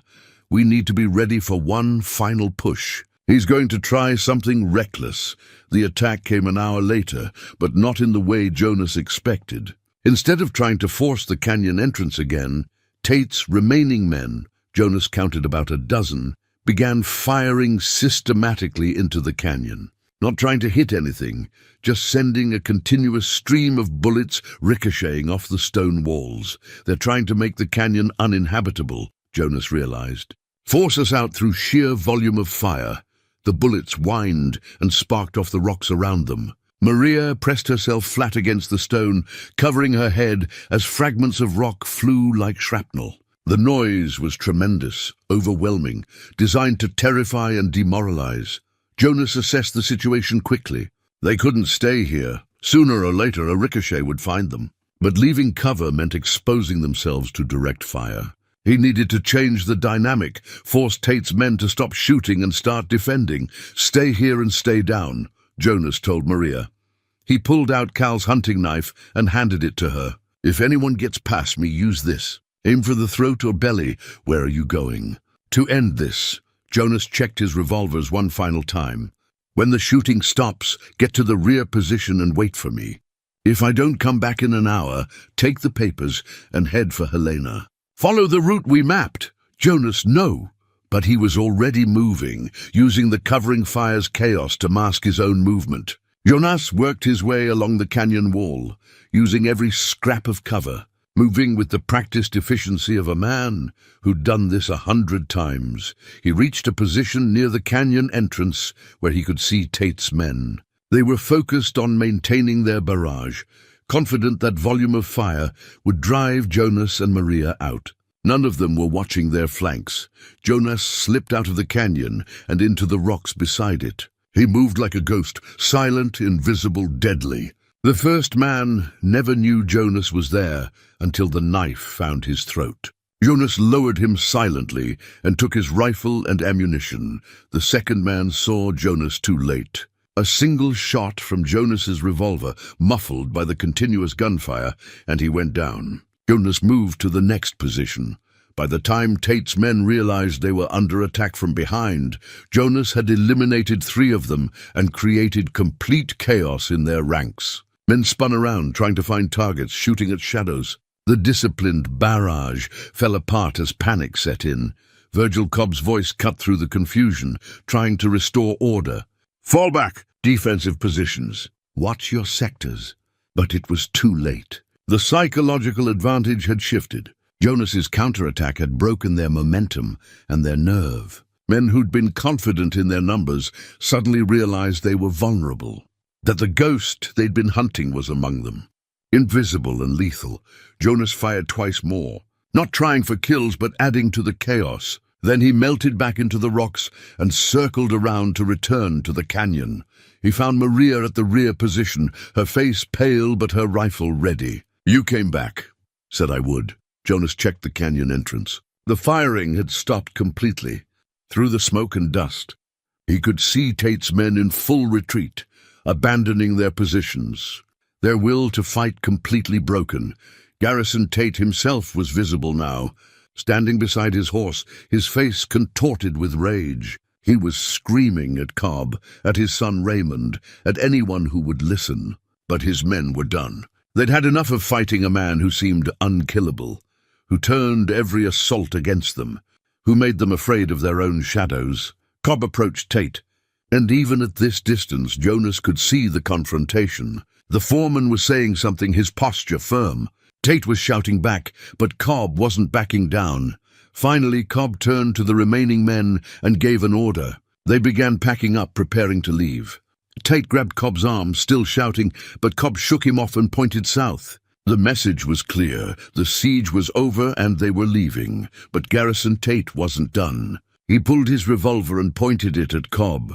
For a moment Jonas thought the cattle baron would actually shoot his own foreman. The men around them froze, hands moving toward their own weapons. Raymond Tate stepped forward, placing himself between his father and Cobb. He said something that Jonas couldn't hear, his hand on his father's arm. The elder Tate's face was purple with fury, but slowly, very slowly, he lowered the gun. Cobb said something else, a final statement, then walked to his horse and mounted. Most of the remaining men followed him. They rode south without looking back, leaving Garrison Tate standing with only his son and 2 loyal men who hadn't deserted. "They're leaving," Maria said, hardly believing it. "We won." "Not yet." Jonas kept his rifle trained on Tate. 4 men are still more than enough to be dangerous, especially when one of them has nothing left to lose. He was right. Garrison Tate stood there for a long moment, staring at the canyon entrance where Jonas and Maria were concealed. Then he mounted his horse and began riding toward the canyon, not away from it, but straight at it. "He's coming," Maria said.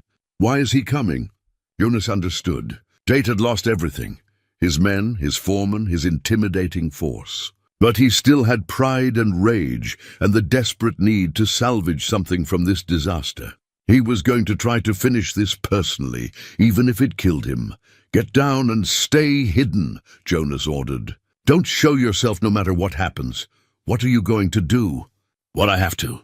Jonas set down the rifle and drew his revolvers.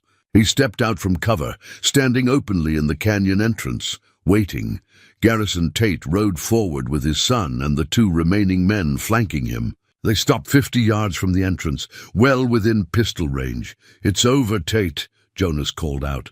"Your men are gone. You've lost. Take your son and ride away while you still can." "You've destroyed everything," Tate said, his voice shaking with fury. "My reputation, my business, my plans. Years of work, ruined by one meddling old soldier and a rancher's daughter. You destroyed yourself. You killed good people for land and money. This is just the reckoning." "There won't be a reckoning." Tate's hand moved toward his gun. "There'll just be 4 graves in this canyon. No witnesses, no evidence. We'll tell people you and the girl died in the siege. The letter still exists. Maria copied it and hid pieces along our route. Kill us, and someone will still find it eventually." Tate's face twisted. "Then I'll die knowing I took you with me." His hand went for his gun. Raymond Tate grabbed his father's arm, trying to stop him, but the elder Tate shoved his son aside. The 2 loyal men hesitated, caught between following their employer and recognizing suicide when they saw it. Jonas drew and fired in one smooth motion. His first shot hit Garrison Tate's gun hand, sending his weapon flying. The second shot hit Tate's horse in the shoulder, sending the animal rearing and throwing its rider. The 2 loyal men reached for their guns, but Jonas was faster. 2 more shots and both men went down, wounded but alive. Jonas had aimed for legs, not vitals. They were just hired hands following orders. Not worth killing if it could be avoided. Raymond Tate dismounted and ran to his father, who was lying on the ground, clutching his bleeding hand. The young man looked up at Jonas with fear and something like understanding in his eyes. "He's done," Raymond called out. "We're done. No more fighting." Jonas kept his revolvers trained on them, but didn't fire. "Help your father onto his horse. Take these 2 with you. Ride south and don't look back. If I see any of you again, I won't be so merciful." Raymond helped his father up. Garrison Tate was pale with pain and shock, the fight finally driven out of him. He looked at Jonas with hatred, but also with the recognition of defeat. "This isn't over," Tate managed through gritted teeth. "Yes, it is," Jonas said. "Because even if you survive this, that letter is still going to Helena. Federal marshals will investigate. Everything you've done will come to light. Your empire is finished." Raymond got his father mounted, then helped the 2 wounded men onto their horses. The small group rode away slowly, beaten and broken, heading south toward whatever remained of Garrison Tate's once mighty cattle operation. Maria emerged from cover and stood beside Jonas, watching them go. "Is it really over?" Jonas holstered his revolvers. "The fighting is. But we still need to get to Helena, deliver that letter to the authorities, make sure justice is actually served." "How long will that take?" 2 weeks, maybe more. Long, hard travel through the high country." Jonas turned to look at her. "But we'll make it. The hard part's done." Maria looked at the bloodstains in the dirt where wounded men had fallen, at the scattered weapons and abandoned supplies. So much violence. So much death. Was it worth it? Jonas thought about Cal, dying to save his sister. About Maria's father, murdered for standing up to a tyrant. About all the nameless ranchers who'd been forced off their land or worse. Your family stood for what was right. They didn't give in to bullies. That's always worth fighting for. Jonas put a hand on Maria's shoulder. Your father and brother would be proud of you. You never broke, never gave up. That takes real courage. Maria touched the locket at her throat, the one with her family's photographs. Tears ran down her face, but she was smiling. Thank you, Jonas, for everything. They stood there in the canyon entrance as the sun climbed higher, 2 survivors of a battle that should have killed them both. The journey to Helena still lay ahead, but the worst was behind them now. Jonas allowed himself to think about Maria's offer, helping rebuild the ranch, being part of something constructive instead of just surviving. It sounded good. It sounded like a future worth having. Come on, he said gently. Let's gather what we need and start moving. The sooner we get this letter to the authorities, the sooner we can start rebuilding. They collected supplies from the abandoned camp, food, ammunition, 2 of the better horses that hadn't been rounded up. As they prepared to leave Devil's Gate, Jonas took one last look at the canyon that had been their fortress. He'd defended this ground successfully. turned back superior numbers, and survived against odds that should have killed him. It felt like a closing of a circle. The warrior he'd tried to bury in the mountains had returned one last time, not for glory or medals, but for something that actually mattered. Maybe that was the difference. Maybe that was what made it worth it this time. Jonas and Maria rode out of Devil's Gate as the afternoon sun painted the mountains in gold. Behind them lay death and destruction. Ahead lay justice, healing, and the possibility of peace. For the first time in years, Jonas felt something like hope. The journey to Helena took 16 days. Jonas and Maria traveled through the high country, staying off main trails, moving carefully but steadily. They encountered no further pursuit. Whatever remained of Garrison Tate's organization had apparently decided that revenge wasn't worth the cost. The days fell into a rhythm. They rose before dawn, traveled until midday, rested during the hottest hours, then moved again until dusk. Jonas taught Maria more about reading the land, finding water, identifying edible plants. She proved an eager student, absorbing knowledge that might save her life someday. At night they talked. Maria told stories about her father and Cal, about growing up on the ranch, about dreams deferred but not abandoned. Jonas found himself sharing things he'd never told anyone, about Sarah, about the war, about the long years of isolation in the mountains. Somehow, in Maria's presence, the memories lost some of their sharp edges. On the morning of the 16th day, they crested a ridge and saw Helena spread out below them, a real town with streets and buildings and the solid promise of civilization. After weeks in the wilderness, it looked almost unreal. "There it is," Jonas said. The end of the road. They rode into Helena in the late afternoon, drawing curious looks from townspeople. Jonas and Maria were trail-worn and weathered, but they carried themselves with the quiet confidence of people who'd survived something significant. The federal marshal's office was on Main Street, a solid brick building with the U.S. seal above the door. Jonas and Maria dismounted and stood for a moment, looking at the building that represented everything they'd fought for. "Ready?" Jonas asked. Maria pulled out the blood-stained letter and the land deed from where she'd kept them safe all these weeks. "Ready?" Marshal Thomas Hendricks was a man in his 50s, grey-haired and weathered, with the kind of steady gaze that came from years of enforcing the law in hard country. He listened without interrupting as Maria told her story, and Jonas provided corroboration. When she finished, Maria laid the letter and deed on his desk. Hendricks read the letter carefully, his expression growing darker with each paragraph. When he finished, he looked up at them both. "This is serious. If half of what's in this letter is true, Garrison Tate has committed enough crimes to hang 3 times over." He tapped the document. "But I'll need witnesses, corroboration, physical evidence. Can you provide that?" "The ranchers Tate forced out are still alive, scattered throughout the territory," Maria said. "They'll testify. And there are graves, my father's others, people who died standing up to Tate. I can testify to the attacks on the cabin," Jonas added. "To the siege, to Tate's hired guns. I can identify faces, provide details." Hendricks nodded slowly. "All right. I'll open an investigation. Federal jurisdiction means Tate can't buy his way out of this, can't use local influence. But I have to warn you, men like Tate have resources, lawyers, friends in high places. This could take months, maybe years to resolve." "I'm not going anywhere," Maria said firmly. "I'll wait as long as it takes." "What about Tate himself? Where is he now?" "Last we saw, he was wounded and headed back to his ranch," Jonas said. "That was over 2 weeks ago." "He could be anywhere by now. I'll send deputies to bring him in for questioning." Hendricks stood and offered his hand to Maria. "Miss Everett, you've shown remarkable courage. Your father would be proud." "Thank you, Marshal." Hendricks turned to Jonas. "And you, Jonas Hale, if I'm not mistaken."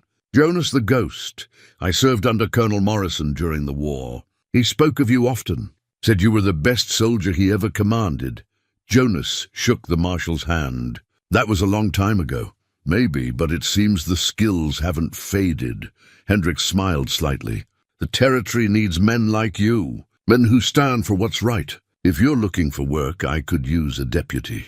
The pay isn't great, but it's honest.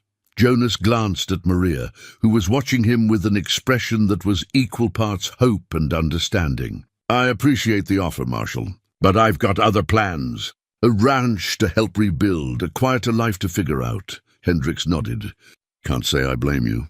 Well, if you change your mind, the offer stands. They left the Marshal's office as the sun was setting, painting Helena's streets in warm, golden light. Maria turned to Jonas, and there were tears in her eyes, not of sadness, but of relief. We did it, she said. We actually did it. You did it, Jonas corrected. You survived, you kept fighting, you made sure your family's sacrifice meant something. That was all you. It was both of us. I couldn't have made it without you. They found rooms at a boarding house and spent the next few days resting, eating proper meals, and beginning the process of healing. Jonas visited a barber, got cleaned up and bought new clothes to replace his trail-worn gear. Maria did the same, and when Jonas saw her in a proper dress with her hair done up, he was struck again by how young she really was and how strong she'd become. On the third day, a telegram arrived from the territorial governor's office. Marshal Hendricks had wasted no time reporting the situation, and the governor wanted to meet with Maria personally to discuss Tate's crimes and the water rights situation. The meeting was formal and somewhat intimidating. The governor's office was impressive, and several territorial officials were present. But Maria handled herself with grace and dignity, answering questions clearly, providing details without embellishment. The officials seemed impressed by her composure and appalled by Tate's actions. We'll be conducting a full investigation, the governor promised. If the evidence supports your claims, and I believe it will, Garrison Tate will face justice. Moreover, we'll review all the land transfers in Ironwood Valley over the past 3 years. Any property acquired through fraud or coercion will be returned to its rightful owners, and my father's ranch, Maria asked, will be returned to you immediately, along with compensation for damages and lost revenue. The governor paused. I'm sorry for your loss, Miss Everett. Your father was a good man. This territory needs more people like him. As they left the meeting, Maria was quiet, processing everything. Finally, she said, it's really happening. Justice is really going to be served, slowly, but yes. The wheels are turning. Jonas smiled at her. What will you do now? Go home. Rebuild the ranch, just like I said. Make it what Father wanted it to be. She looked up at him. My offer still stands, you know. I could use help. Someone who knows ranching, who's good with his hands, who... She paused, suddenly shy. Who I trust. Jonas had been thinking about this for days, weighing his options. He could return to the mountains, find another isolated cabin, go back to the solitary life he'd known. Or he could take a chance on something different, on community, on purpose, on healing. I'd like that, he said. I'd like that very much. Maria's face lit up with a smile that made her look even younger. Really, really. But I should warn you, I'm not easy to live around. I have nightmares sometimes. I get quiet and withdrawn. I'm still figuring out how to be around people again. That's all right. I'm still figuring out how to live without my family. We can figure things out together. She took his hand, a gesture that was both brave and tentative. Partners? Partners, Jonas agreed. 2 weeks later, they arrived at the Everett Ranch. The main house was still standing, though it showed the effects of abandonment and the earlier violence. The barn had been burned but could be rebuilt. The fences needed mending, the fields had gone to seed, but the bones of a good ranch were still there. Jonas stood in the yard, looking at the work ahead, and felt something he hadn't felt in years. Anticipation. Not for battle or survival, but for creation. For building something lasting. It's a lot of work, Maria said, standing beside him. Good, I like work. They spent the first week just cleaning and assessing damage. Neighbors who'd known Maria's father began stopping by, tentatively at first, then with increasing warmth. They brought food, offered help, shared stories about William Everett and how he'd stood up to Tate when others were too afraid. Jonas met these people and felt the weight of their gratitude. They knew what he and Maria had done, and they treated him like a hero. It made him uncomfortable at first, but Maria helped him understand that letting people thank him was a way of honoring their own courage too. all the small acts of resistance that had added up to Tate's downfall. A month after their return, Marshal Hendricks rode out to the ranch with news. Garrison Tate had been arrested and was awaiting trial. The evidence against him was overwhelming, not just Maria's letter, but testimony from dozens of people he'd wronged. The railroad company had distanced themselves from him immediately, and his assets were being seized to provide restitution to his victims. "He's finished," Hendricks said. "Even if he somehow avoids hanging, he'll spend the rest of his life in prison. His son Raymond is cooperating with authorities, providing evidence in exchange for leniency. And Virgil Cobb?" Jonas asked, disappeared, rode out of the territory and hasn't been seen since. Smart man. He knew when to walk away. Hendricks looked around the ranch. "You're doing good work here. Place looks better already. It's coming together," Jonas said. After the marshal left, Jonas and Maria returned to work. They fell into an easy partnership. Maria handled the planning and the finances, while Jonas did the heavy physical work of rebuilding. In the evenings, they'd sit on the porch and watch the sun set over the mountains, talking about the day's progress and tomorrow's plans. Sometimes Jonas still had nightmares, dreams of the war, of burning cabins, of faces he couldn't save. But Maria was there when he woke, patient and understanding, reminding him that the past was the past, and the present was theirs to shape. 6 months after their return, the ranch was fully operational again. They had cattle in the fields, crops in the ground, and a new barn rising where the old one had burned. Neighbors helped with the barn raising, a day-long event filled with hard work, laughter, and community. Jonas found himself in the middle of it all, hammering nails and fitting beams, surrounded by people who'd become friends. He thought about the isolated cabin in the mountains, about 5 years spent avoiding exactly this kind of connection. He didn't miss it, not even a little. That evening, after everyone had gone home and the barn stood complete against the darkening sky, Maria found Jonas standing by the corral, looking at their work. "What are you thinking about?" she asked. "About your father, about Cal, about how they'd see this." Jonas gestured to the ranch. "We built something good here, something worth having. They would love it, both of them." Maria moved closer. "Jonas, can I ask you something? When you think about the future now, about next year, 5 years from now, what do you see?" Jonas thought about it carefully. A year ago, he couldn't have imagined any future at all. "But now, I see this ranch thriving. I see us making it work year after year. I see maybe teaching the next generation how to work the land, how to stand up for what's right." He looked at her. "I see a home, a real one, not just a place to hide." Maria smiled, and there was something in her expression that Jonas hadn't seen before. Possibility, hope, maybe even love. "That sounds like a good future." "It does," Jonas agreed. As fall turned to winter and winter gave way to spring, life on the ranch continued. Jonas learned to navigate the social world he'd avoided for so long. He attended church sometimes, helped neighbors with difficult work, became part of the community in ways he'd never thought possible. Marshal Hendricks visited occasionally with updates on the legal proceedings against Tate. The trial was moving forward, slowly but surely. More victims were coming forward, and the full scope of Tate's crimes was becoming clear. It would be years before everything was fully resolved, but justice was being served. One spring morning, Jonas woke early and walked out to the spot where Cal was buried. Maria had marked the grave with a simple headstone, and Jonas had planted wildflowers around it. He stood there for a while, thinking about the young man who'd given his life to save his sister. "We kept our promise," Jonas said quietly to the grave. "She's safe, she's thriving, and she's making something beautiful out of what you fought to protect." The wind rustled through the new grass, and Jonas took it as answer enough. He walked back to the house where Maria was starting breakfast. She smiled when she saw him, and Jonas felt that unfamiliar warmth again. Contentment, belonging, peace. "Coffee?" she asked. "Please." They sat together at the table as the sun rose over the mountains.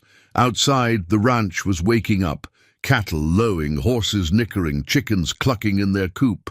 It was the sound of life going on, of normalcy, of home. Jonas thought about the medal tucked away in his saddlebag, the one he'd carried from his old cabin. He'd thought about throwing it away, about leaving that part of his life behind completely. But Maria had convinced him to keep it, not as something to be ashamed of, but as a reminder that the capacity for courage could be used for good. "What are you thinking about?" Maria asked, recognizing his reflective mood. "About how sometimes you have to lose everything to find what really matters," Jonas said. "About how the things we run from have a way of following us until we turn and face them. And I'm glad I stopped running. Glad that wounded man showed up at my door. Glad I had the chance to fight for something that mattered." He looked at Maria. "Glad I had the chance to help you, to be part of something good." Maria reached across the table and took his hand. "I'm glad too, more than I can say." They finished breakfast and began the day's work. There was fencing to mend, animals to tend, 100 tasks that came with running a ranch. But Jonas approached them all with a kind of quiet satisfaction he'd never experienced before. The war had made him a killer. Isolation had made him a hermit. But Maria and her family's fight for justice had given him something he'd thought was lost forever, a purpose, a home, and the possibility of redemption.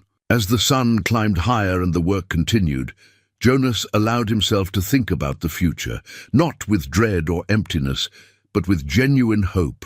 The mountains still stood on the horizon, beautiful and eternal, but Jonas no longer needed to hide in them. He'd found his place here, in the valley, building something lasting with someone who understood both his strengths and his scars. It wasn't the life he'd expected, but it was the life he needed.